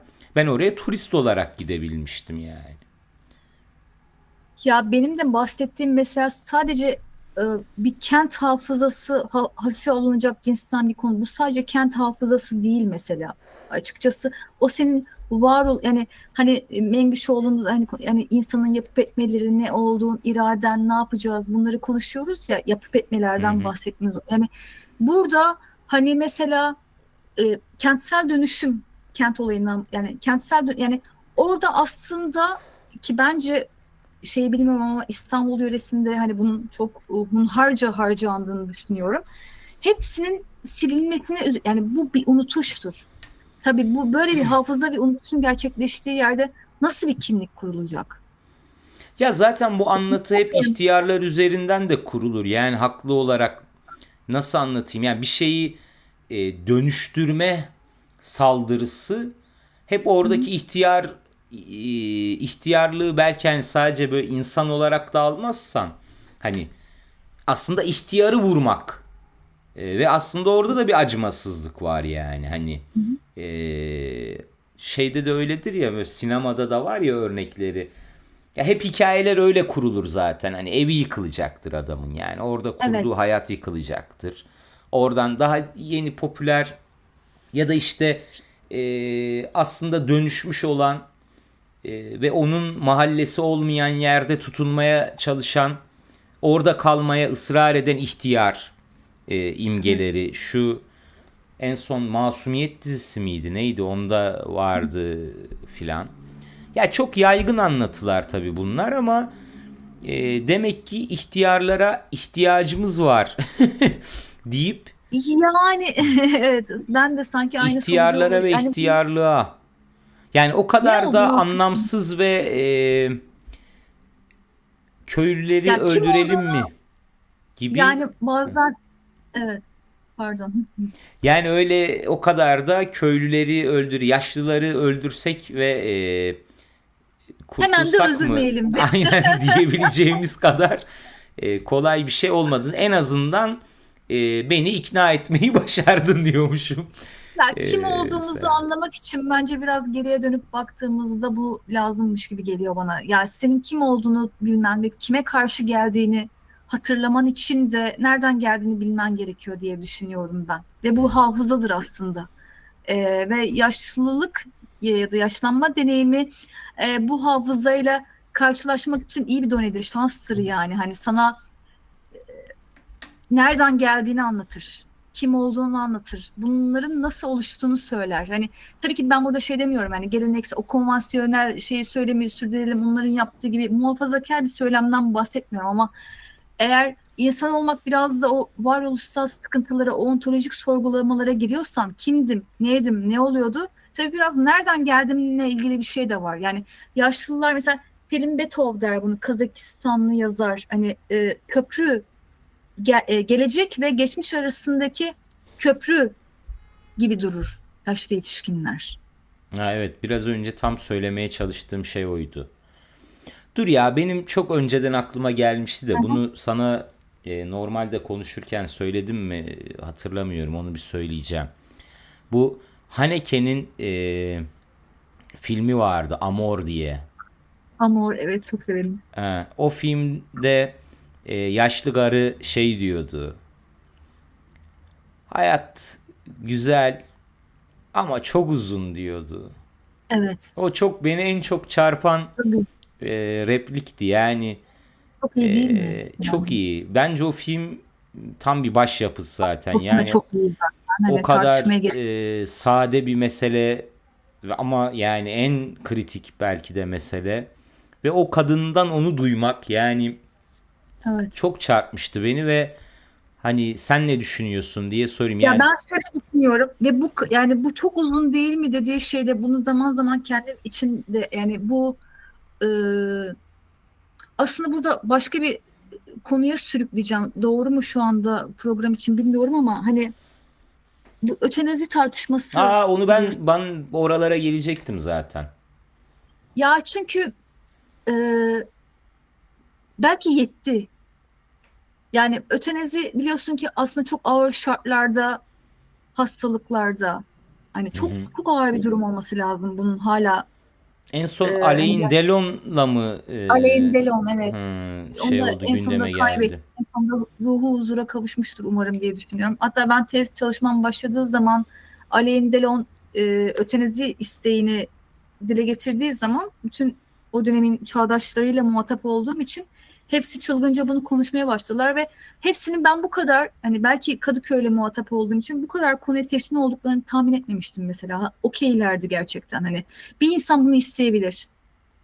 Hmm. Yani başkalarına yük olmaktansa yavruma, evladıma, yani onurlu bir ölümden bahsediyoruz aslında ve o Haneke, yani Haneke'nin filmleri çok da uzun. Yani yeni bir şey ya aslında bunlar ha gerçekten çok varoluşsal şeylerle ilgili olduğunu düşünüyorum. Yani yeni bir şey yaratamayacağını ve ben kendime göre insanlar bazı şeylerin bitişini isteyebilirler diye düşünüyorum ve mümkünse bunu kendi hayatında da, ve bunu her zaman dramatik bir şekilde ağır bir hastalıkla ya da ağır bir psikolojik bir şeyle olmasın, yani tatlı bir şey, yani bu bitti. Evet. Bu çok uzun. Evet, hayranlık uyandırıcı öyle şeyler. Hemingway vardır mesela. Gerçi o delirdiği Evet, için mi yaptığını bilmiyoruz ama yani biraz yetti şeyi var onda hani gibi evet. geliyor. Benim de bilmiyorum, kafam karışık bu noktada. Bak mesela benim dedem çok uzun yaşamıştı. Benim de ihtiyarlarla epey teşriki mesaim varmış aslında düşününce. Evet. O da çok uzun yaşadı. Son yıllarında diyeceğim ama yani bayağı bir 10 yıl vardır en az. 10 yıl şey dediğini hatırlıyorum. Ya ben artık öleyim ya. Bir de Allah'a Evet. falan Allah'a falan küfür eden birisiydi. Evet. Yani küfür edip duruyordu yani. Hem inanmıyor, hem yok, hem küfür Ben ediyor. Hem de küfür ede ede diyor, al artık canımı aslında diyor ya. Al artık canımı ya. Diyor ki kalmadı kalmadı, kimse kalmadı. Ondan sonra da ya bunu alt komşu var. yapamazsın Alt bu arada. komşu kadın var. Biraz onun yaşına yakın. O geliyordu arada sırada bizim eve. Komşu böyle Evet. ziyarete geliyordu. Diyor ki bu Raziye de diyor has kadın diyor. Desek ki dede seni everek evlenecek. Daha yeni biraz önce ama yani o, Bunun bak nesi onda vardı? gerçekten bak kesif bir can sıkıntısı. Yani ihtiyarlarda teknolojiye uyum sağlayamama. Yani mesela bak o dedem Ya ilginç bir yeni bir şey örnekti. yaratamama Hüseyin burada. Bak, Bak yeni bir ama şey beynini de yaratamama. hiç öldürmemişti. Yani ne yaratacak ki, köylü adam zaten. Yani işte Ya tütün niye mütün böyle ekiyor. bakıyorsun? İşte yaşlanma sanatı dediğim şey, adamı niye, adam yapacak belki. Sana ne, 80'inde evlenecek. Yaratacak yani, hani. Ya Bir onu şey yapacak. yapabilir, ona bir şey demiyorum da. Bak ne oluyordu. Şimdi bu Yalan Rüzgarı filan vardı, Evet. hatırlıyor musun? Hatırlamaz mıyım, aynen. Yine Y Günlük kuşağı pembe olduğumuz belli diziler. oldu. Aha. Abi bu adam 80 yaşında, köyde yaşamış, Kürt, Türkçe okuyup yazmayı askerde öğrenmiş. Tamam mı? Allah inancı olmayan, değişik böyle, hani başka bir dünyanın insanı ya, gerçekten. O pembe dizilerin hepsini izliyordu. Ve nasıl izliyordu biliyor musun? Pezevenk. Kız git, o pezevenk, o pezevenk. Böyle var ya, yani o dizilerin içinde yaşıyordu. Lan bir gün eve geldim. Apartmanın şeyinde, ya daha dördüncü katta ev. Apartmanın girişinden bir ses geliyor. At yarışı. Hani spesifik at yarışı anlatma, bilmem ne geliyor, onun ekürisi bilmem ne falan, at yarışı sesi geliyor. Eve yaklaştıkça, kapıya yaklaştıkça bu ses arttı. Eve bir girdim. Televizyon son ses. Kim bilir kaç saattir öyle. Hemen tabii aldım, kıstım falan filan. Tabii çok minnettar oldu buna dedem. Ya adam televizyonun sesini açmış. Sonuna kadar kısamamış. Belki de yani 4-5 saattir öyle oturuyor, bilmiyorum yani. Abi belki gelse de biri kızsa diye beklemiş de olabilir. Beklemiştir zaten kısamayınca. Bir defa da evde elektrik kesilmişti. Bir geldim okuldan, sigorta atmış. Sigortayı bir açtım ve yine beni peygamber gibi karşılamıştı. Gerçekten yani Benim zor bir sorunu çözdü. hayat. Konuşmak istiyordu, sürekli konuşmak istiyordu. İnsanlar artık bıkıyordu onu dinlemekten ama birisi dinlesin istiyordu. Zor. Zor bir Ya şey. çünkü mesela hani bu şey demiştim ya az önce, ben bu teze başlarken dediler ki o yaşlılar konuşmayı çok severler. Çok rahat yaparsın bu çalışmayı falan. Yaşlılar konuşmayı çok severler ama sadece, bana çok kızacaklar biliyorum ama, sadece kendi istedikleri konularda, kendi istedikleri zamanda. Ya tabii canım, onun konuşması sırf öyleydi zaten. Birini esir Yani alıyordu. Birini değil yani, 5 kişiyi de esir alabiliyordu. Bir de bizim sülale de tabii. hakikaten yani köyde möyde adı çıkmış bir sülaledir. Abi esir alıyordu ve şöyle düşün, dünürü, yani benim diğer dedem de inançlı, böyle 5 vakit namazında falan filan bir adam.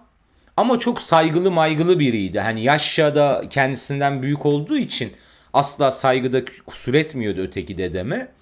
Onu esir alıyordu ve Allah'ın aslında neden olmadığı, bunların hepsinin neden yalan olduğunu filan anlatıyordu.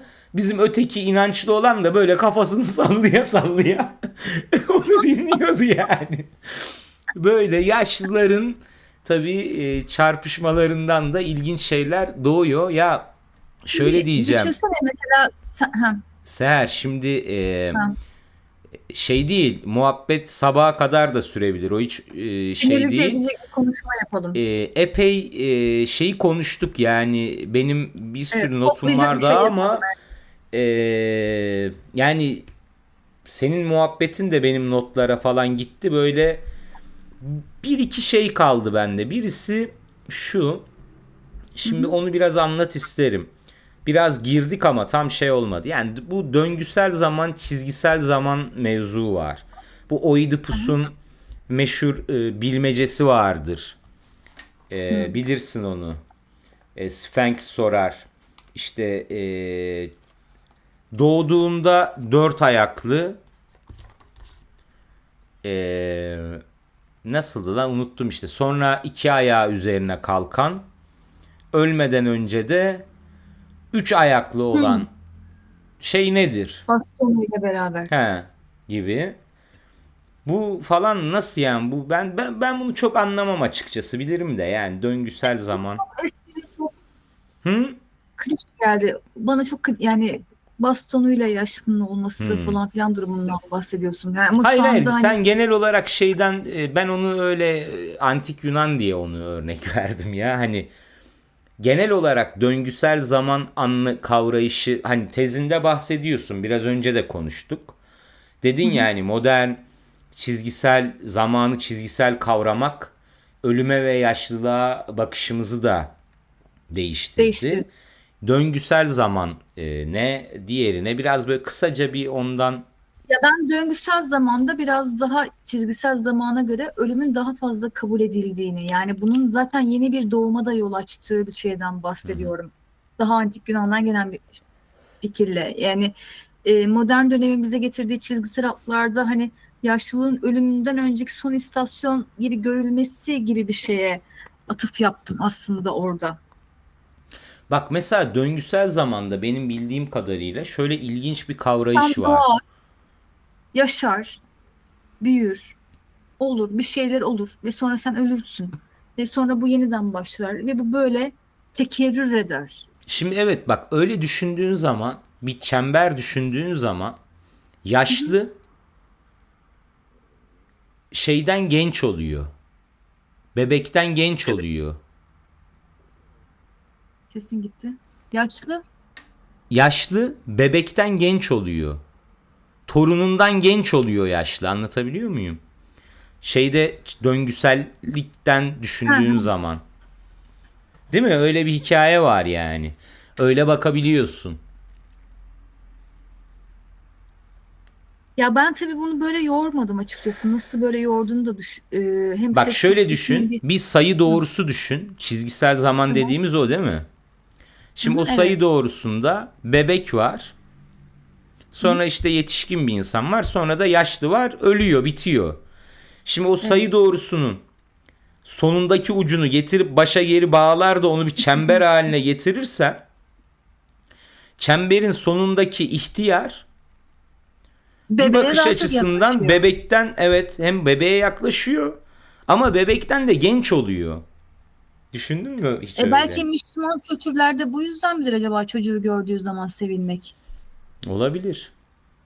Bir de yani yaşlıların çocuklaştığı da hep söylenir ya. Ya ben bu arada yaşlılığın çocuk olarak görülmesi çok, ya buna şey yaptığım, yani pek çok kültürde yaşlı, yani ben bunun yanlış olduğunu düşünüyorum. Ama Yani çocuk çocuk, çocuğa yaklaşıyor bak o döngüsel zamanda da. ya çocuğa yaklaşıyor tabii. Mesela şu var, mesela hani yaşlılığı zamansal olarak yaşamakta, hani mesela yavaş yaşamaktan bahsettik ya, yani yaşlı yetişkinlerle babaanne ve işte anneanneleri ve dedeleriyle iyi vakit geçiren torunlar, zamansal güzel bir alan oluşur onlarda. Zamanları vardır yani. Aslında kültürel bir paylaşımdan bahsediyoruz ama ya burada yaşlılığın direkt olarak çocuk benzetmesi, yaşlıların çocuk gibi görülmesini çok tehlikeli ve çok yanlış olduğunu düşünüyorum. Çünkü öyle değil. Ya ben Burada tam hala aslında öyle bir şeyden söz etmiyorum. Yani çocuk gibi bakıma muhtaçlık filan anlamında değil de çocuk düşünüşüne falan sanki birazcık yaklaşıyorlar gibi geliyor bana. Ki olumsuz anlamda söylemiyorum bunu. Ya mesela hani bunu böyle pratikte de gözlemledim. Yani çocukların hoşlandığı şeylerden daha çok hoşlanıyor, oyundan filan daha çok hoşlanıyor olabilirler.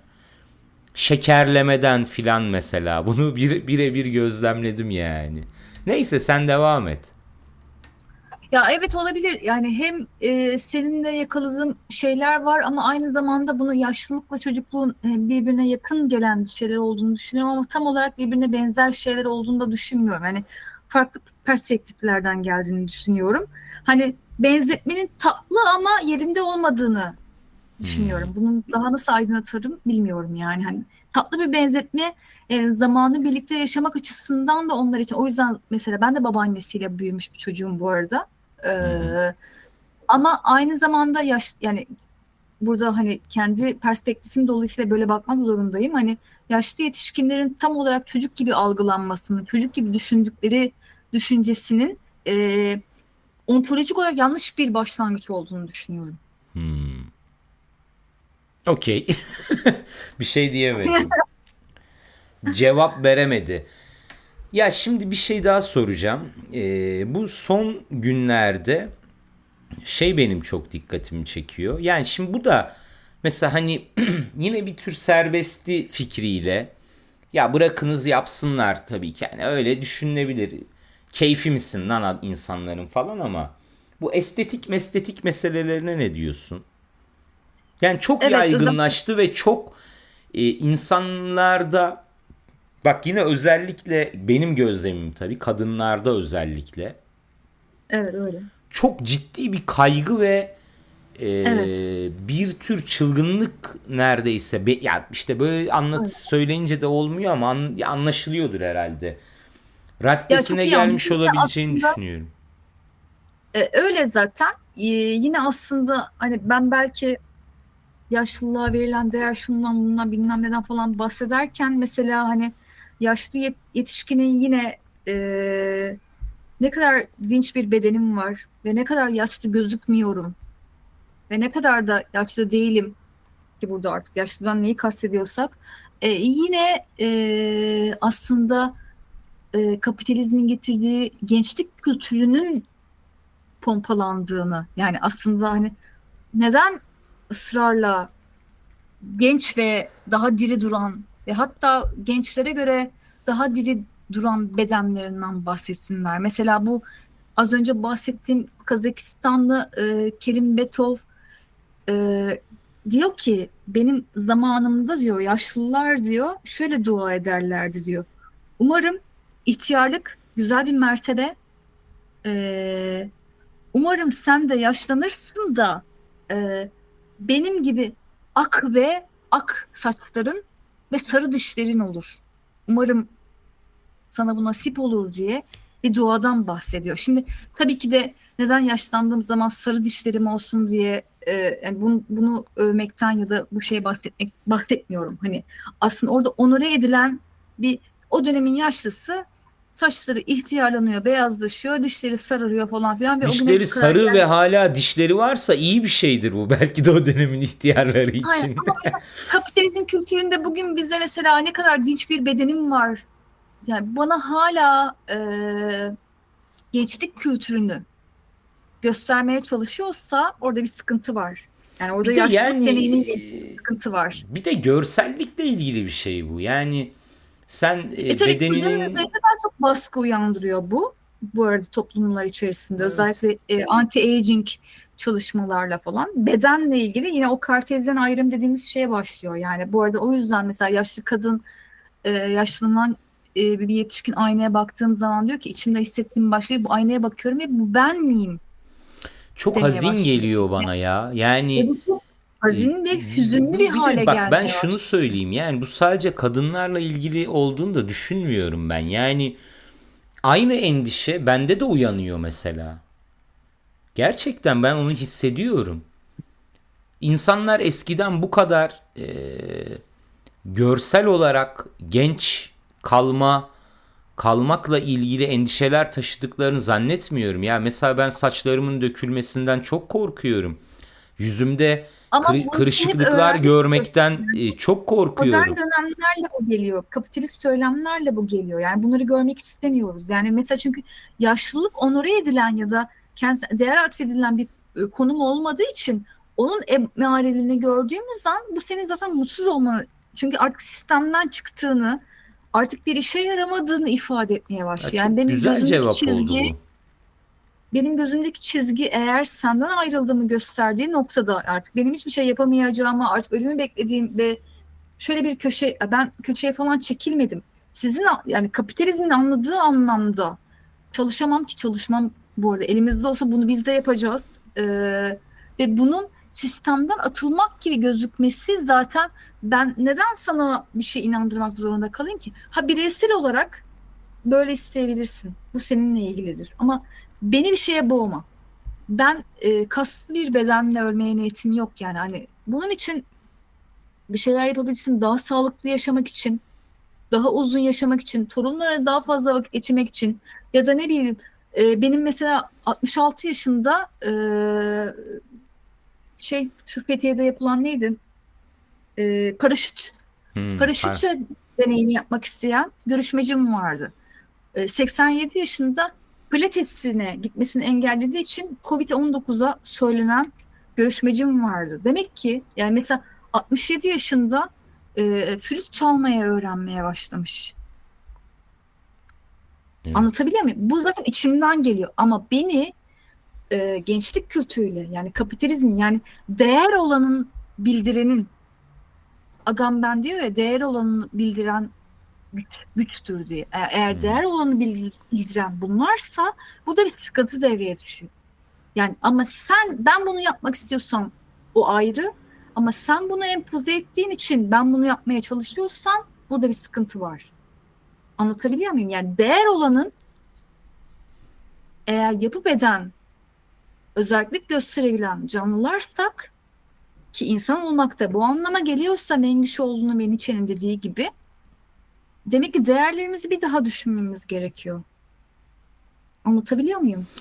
Yani Yani evet, birileri de dediğim güzel anlattın. Yani belki de hani yaşlanma sanatı dediğin şey de orada bir yere oturabilir. Yani sanat mı denir artık, neyse, ama bir şekilde belki bunu yeniden kavrayabilmemiz ve kanıksayabilmemiz, yüzümüzdeki çizgilerle falan filan, ki zor, hani sen ben barışırız falan da, yani genel trend hiç onu göstermiyor.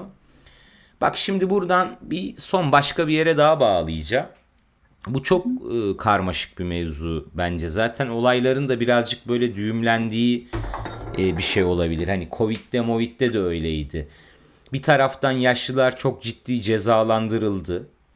evet. Zulmedildi yaşlılara, ama bir taraftan da bütün mesele Ya, özel insanlar yaşlıları, değilmiş gibi davranıldı yaşlı ama bir yetişkinlere. taraftan da şey, yani yaşlıları kurtarmak çabasındayız. Koruma meselesi altında. Bir Değil yere mi? yani Korumayı boş yaşlı ver. yetişkin. Bir de şey muhabbeti de oldu. Yani o İtalya'da işte onların nüfusu çok yaşlı olduğu için hastaneler doldu taştı.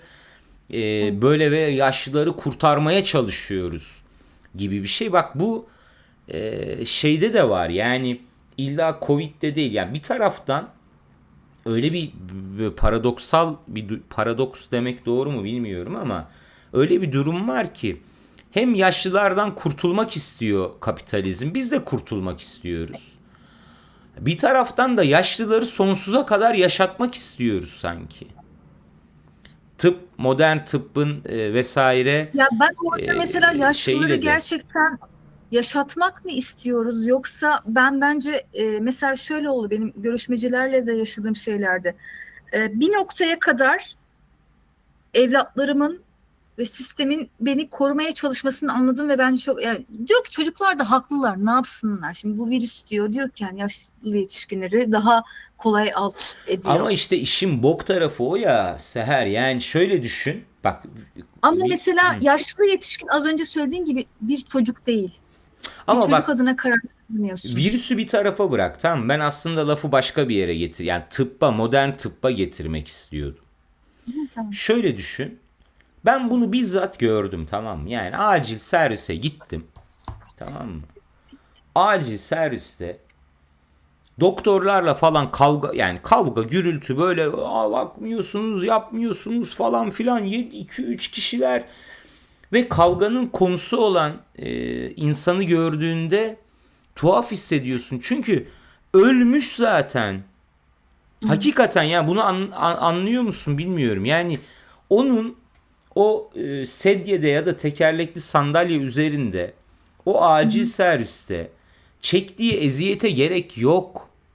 Bunu dışarıdan, hani şeyi suçlamıyorum bu arada. Yani akrabalarını, çocuklarını, yani ben olsam ben de öyle yaparım belki de. Şey kolay değil sonuçta, ya bu ölmüş zaten, evinde Öyle ölsün demek öyle olmuyor, ama hakikaten yani ölmüş zaten. Bak bunu ben yapamadım mesela. Yani ben işte birinin torunu olarak bunu yapamadım. Ama şeyi ben de tutup hastaneye götüren de ben olmadım yani. Onu söyleyeyim. Ha, engel olamadım, önüne geçemedim. Ya zaten ölümle o kadar barışıkta olmadığımız için yani bu arada insan tabii ki de ben de, yani hani sevdiklerinden öyle, hani tabii zaten biz de bu kültürden geliyoruz. Hani insanlar doğarlar, büyürler, yaşlanırlar ve bir hastalık olur ve ölürler ve ölmek sonsuzluğa açılmaktır gibi bir döngüsel bir kafada zaten bakmıyoruz. Ölüm zaten bizim için bir son gibi, hep diyorum ya, ve o sonla yüzleşmekte tabii ki de hepimiz sıkıntılar çekiyoruz. Ve sen mesela diyorsun ki adam ölmüş zaten. Ama mesela şey var ya, neydi geçenlerde ünlü bir adam, Kenan Işık, 10 sene falan Ha komada. evet. bekledi adam. Yani Evet. bilmiyorum şu an bunu söylemek Ama o da doğru mu işte ama yani yine modern tıbba özgü bir acımasızlık değil mi ya? Yani hadi Kenan Işık genç sayılabilecek bir yaştaydı. Bak şunu anlatmaya çalışıyorum. Modern hayır, insan tıbbın bırakmak bak çok istemiyor şöyle yani. bir sınırı yok yani modern tıbbın. Lan vardır ama hani çok böyle bireysel falan değişebiliyor. Ya abi yok artık hani bunun peşini bırakın. Yani Evet, kolay kolay bunu söylemiyor. O yapıyor evet. yani. O yapıyor. Mesela Hayır, hani onu yapar 3 gün evet. 3 gün sonra öleceğini, tamam mı? Mesela benim, ya bunu böyle çok kişisel bir şeyi anlatmak istemiyorum ama öyle değilmiş gibi anlatayım. Ya en fazla bir hafta içinde öleceğini net bir şekilde anladığım yakınıma ölmeden 3 gün önce kemoterapi verdiler mesela. Yani Evet, şimdi o kemoterapiye ne gerek vardı? evet. Modern tıp Ve bunu mesela e, işte benim akrabalarım da aldı o kadını zorla, hı hı, işte böyle iki koluna gire gire, şeye koya evet. koya, ne derler işte, sedyelere, şuna buna, ambulanslara, bilmem neye götüre götüre o kemoterapiyi aldırdı. Ya Ya zaten tıbbın gelişmesinde biraz ölüme karşı, insanın ölümsüzlüğüne karşı biraz yürümek yok mu? ya var ama yani işte Ama bu bir yine yandan bak da bu da bunlara o biraz zaman şimdi mesela doktrinler üretip hatta yani doktor yani biraz daha mesela e, tıp insanları ölüme karar verirler. Mesela bunun bir metni de vardı. Tezimde de paylaştığımda ötürü. Hatta hani bazı doktor adayları şey der hani emin miyiz falan. Bu böyle mi gerçekten? Bir yanlış olmasın falan filan. Bu böyleyse böyleyse artık tıp ben ölmüştür. Aslında ölüm dediğin şey bile tıbbın koyduğu tanımlarla yürüyor ortada. Tıp aslında burada otorite haline gelmeye başlıyor. ya Dolayısıyla evet sana öyle. doğruları ve yani doğruları ve ne yapman gerek. Dolayısıyla senin bilmem ne yaşında, bilmem ne kanser hastası bir insan zaten çaresiz. Zaten ölmesin diye ne yapacağını şaşırmış bir konumda. O orada ona ne şey yap dese yapabilecek konumda. Ya burada benim için de çok önemli bir şekildeki keza Foucault'un da dediği gibi tıbbın otoritesini sorgulamamız Ama gereken işte yer bak bir başlıyor. şey söyleyeyim mi? Bak bunlar da yaşlanma sanatı diyeceksek illa bir şeye. Hı hı. Bu sanata biraz galebe çalan, biraz yani Tabii onu bozuşturan. Yani şimdi mesela sanatçı. şeye laf etmek kolay. Niye alnındaki kırışıklıklara botoks yaptırdın lan diye. Yani buna laf etmek kolay Daha ama güncelde e, çünkü anti-aging'ler biraz daha kolay. Çünkü popüler kültür biraz daha ölümden biraz daha uzak. Bu daha kolay bunu söylemek tabii çünkü. tabii onu söylemek kolay ama şeyi söylemek daha zor yani. Zaten ölmek üzere olan ananı niye sırtlayıp da e, Evet. eziyete götürdün? Yani orada da Burada bir, biraz orada daha keskin bir ölüm ve ölüm fikriyle barışamama ve sana her olanağı kullanma. Yani ben hani kesinlikle bu öyle. sadece modern Kesinlikle öyle. tıpla alakalı bir şey değil. Yani insanlarda da bir tuhaflık var. Yani Şeyle birini alakalı. Senin ölüm sınırınla alakalı bu Caner. Yani hani bu sen vazgeçmek istemiyorsun ve tıp da sana diyor ki tıbben adam ölmedi diyor komada. Ama tamam aslında da o bak da biliyor adamın ondan bir şey birisi çıkmayacağını. komada falan Ama değil. Alain Delon komada falan değil. Aleyhinde Öldürün lan beni berbat diyor. şeyler. Öldürün Evet. beni diyor. Sen anneni o adamın beni öldürün dediği berbat halde 3 gün 5 gün 3 ay 5 ay daha yaşatmaya çalışıyorsun. Evet. Yani işte Çünkü bunlar bazı amansız. otoriteler buna karar vermediği sürece o zaman kendi ölümüne bile karar veremedi. Ya buralar çok karışık bu arada. Buralar çok karışık ve derinlemesine tartışılması Evet. gereken yer. Çok kadar büyük sorun Tam da var. en derin şeyleri sona bıraktık. Evet, aynen öyle. Bakalım kaç dakika olmuş? 1 saat, bak 1 saat 41 dakika olmuş Seher. Kesinlesin artık bol bol. Şimdi vallahi çok güzel oldu bence. Önce onu söyleyeyim. Bir de Benim kapanış bir şey yapalım bari. ne yapalım? Kapanıp derleyip topladığımız bir yerde bitiyor gibisine. Tabii tabii yapacağız. Yani dur Hı. bak ben şöyle bir not almışım, artık oradan gideyim. Şimdi bak iş şöyle bir yerde düğümleniyor mu? Şimdi bu yaşlılar Aha. bilge mi? Mal mı? Yaşlılığın bir değeri var mı? Ölüme doğru mu gidiyorlar yoksa çocuklaşıp saflaşıyorlar mı?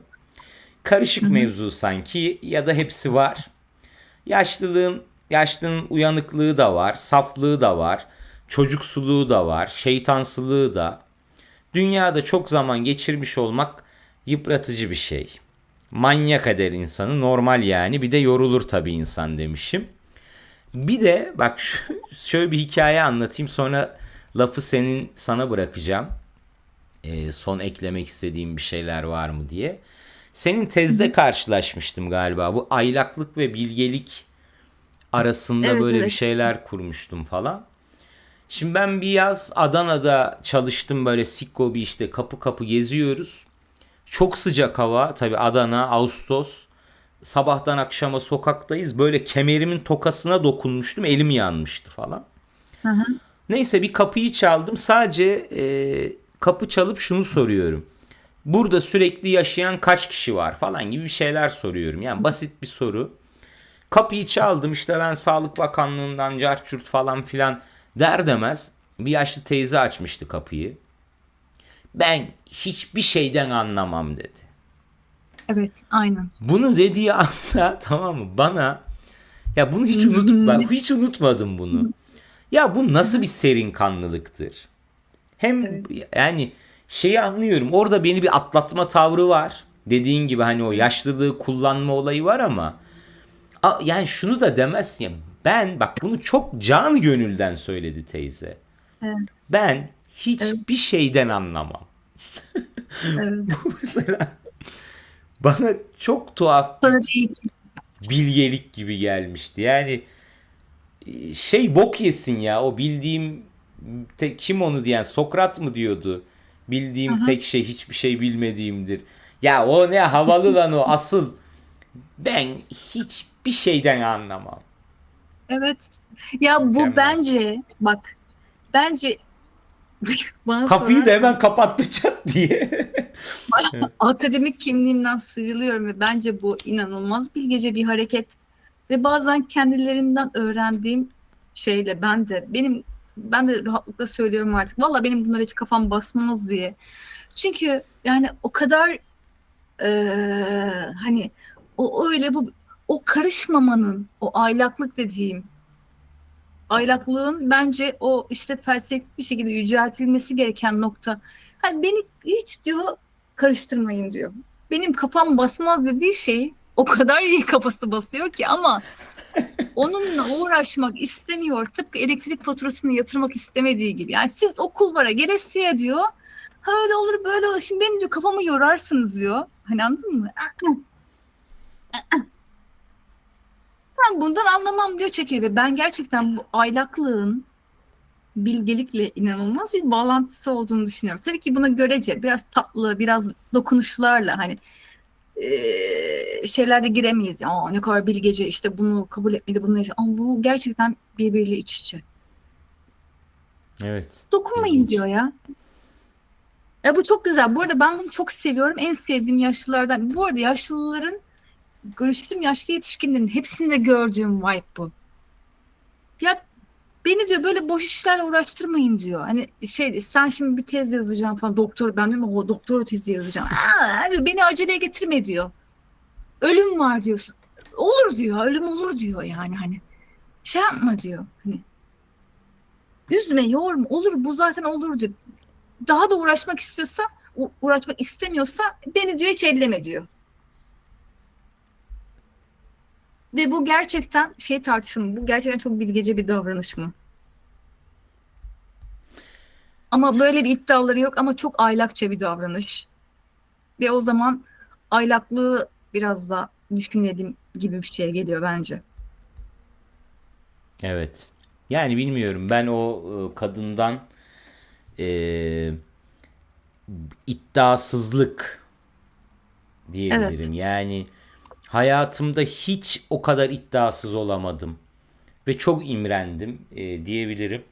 Senin O Seher, çok büyük bir son özgürlük değil sözlerini mi? alalım Ya bu çok büyük diyecektim. bir özgürlük değil mi bunu söyleyebilmek? Öyle Beni hiç öyle. elleme. Beni Benim hiç buna kafam ellemeyin falan basmaz. demiyor. Bir agresyon da var. Yani ben Tabii. ben hiçbir şeyden anlamam diyor. Bir de yani hani spesifik Tepkisi olarak de çünkü. şunu demiyor. Bak ben bu işlerden anlamam. Ben Anlıyor mantı çünkü. yapmayı bilirim demiyor. Diyor ki ben hiçbir şeyden anlamam diyor. Ya bu, Çünkü beni bu ya, ellemeyin diyor. Beni aynen. asla ellemeyin diyor. Yani ne Yani bu aylaklıkla karışık bilgelik. ya Beni asla bak ellemeyin. teyzeye adını soracağım belki. Yani yok yani ben hiçbir şeyden anlamam. Ben hiçbir şeyden anlamam. Çok güzeldi. Senin artık son sözlerini alayım Seher mutlaka. Buradan teşekkür şu bu her şey olabilir. Ya ben bu teyze sonra sadece bu teyzeye teşekkür etmek istiyorum. Ben bir tez yazdım. Bir şeyler karalamaya çalıştım. Kendimde bir şeyler gördüm. Bir şeyler anlamaya çalıştım. Yaşlılarımı özledim, kızdım, uzaklaştım bilmem ne falan filan ama ben hiçbir şeyden anlamam. Beni böyle işte bir anlattığım gibi yani. Hani. Çok teşekkür ederiz sana ya. Vallahi bilmiyorum sen keyif aldın mı? Bence keyifli oldu. Ben çok keyif aldım. İnşallah senin için de keyifli bir sohbet olmuştur. Daha da bir 30 yıl sonra ya da randevu aldık diye düşünüyorum. Vallahi benim notlar filan da var. Bir de bakarsın başka konularda da devam edebiliriz ya. Birilerini Belki 30 bulamazsam. yıllık tezimi de okursun. O Okuduktan sonra belki hani vaktin olursa. vallahi tezin çoğuna baktım ya. Şey değil. Hani notlardan falan da anlaşılmıştır diye düşünüyorum. Beni utandırma şimdi. Şimdi o zaman arkadaşlar bugün podcast yaptık ya şaka maka. Vallahi iyi E, oldu. Şimdi şöyle bir şey vardı eskiden. Biliyorsun hızlı yaşa genç öl. Cesedin yakışıklı kalsın Tabutun falan. yakışıklı olsun. Böyle genç ölen müzisyenler 27'likler falan filan. Bu arada araya girmek isterim Heh. lafına. Tam da bitiriş cümlesindeydim. Ben babamı 32 yaşında kaybettim ve babamdan kalan son kağıttan bir tanesinde hızlı yaşa genç öl, tabutun yakışıklı olsun gibi bir yazı Ha, var baban mı elimde. bırakmış? Tabii evet babamı 32 yaşında kaybettim ben. Hmm. Bu söylediğin sözde bana hep onu hatırlatır. Hmm. Neyse ben şunu diyecektim. Bu da yani ne denir? İlginç oldu tabii de. Ya biz karışamadık o 27'liklerin falan arasına tamam mı? Yani artık o yaşa da geri dönemeyeceğimiz için hızlı yaşayamadık. Tam genç de ölemedik. Çok yaşayamadık Artık aynen. birazcık da bari güzel yaşlanak, yaşlanmak güzeldir falan böyle şeylere bağlıyoruz tabii inceden. Yani o da var. Neyse güzel ama yani madem yaşlanıyoruz, madem cesedimiz de öyle genç kalamayacak falan. Yani o zaman bu yaşlanma sanatı işine sarılalım. Bir de bilemiyorum yani bu işlerde tam böyle kafam karışık ama işte bir de biliyorsun geçen bölümde işledik stoacılar falan var. Onlar da insanın kendi canını kendi almasını falan şey yapıyor Hı hı. salık veriyor.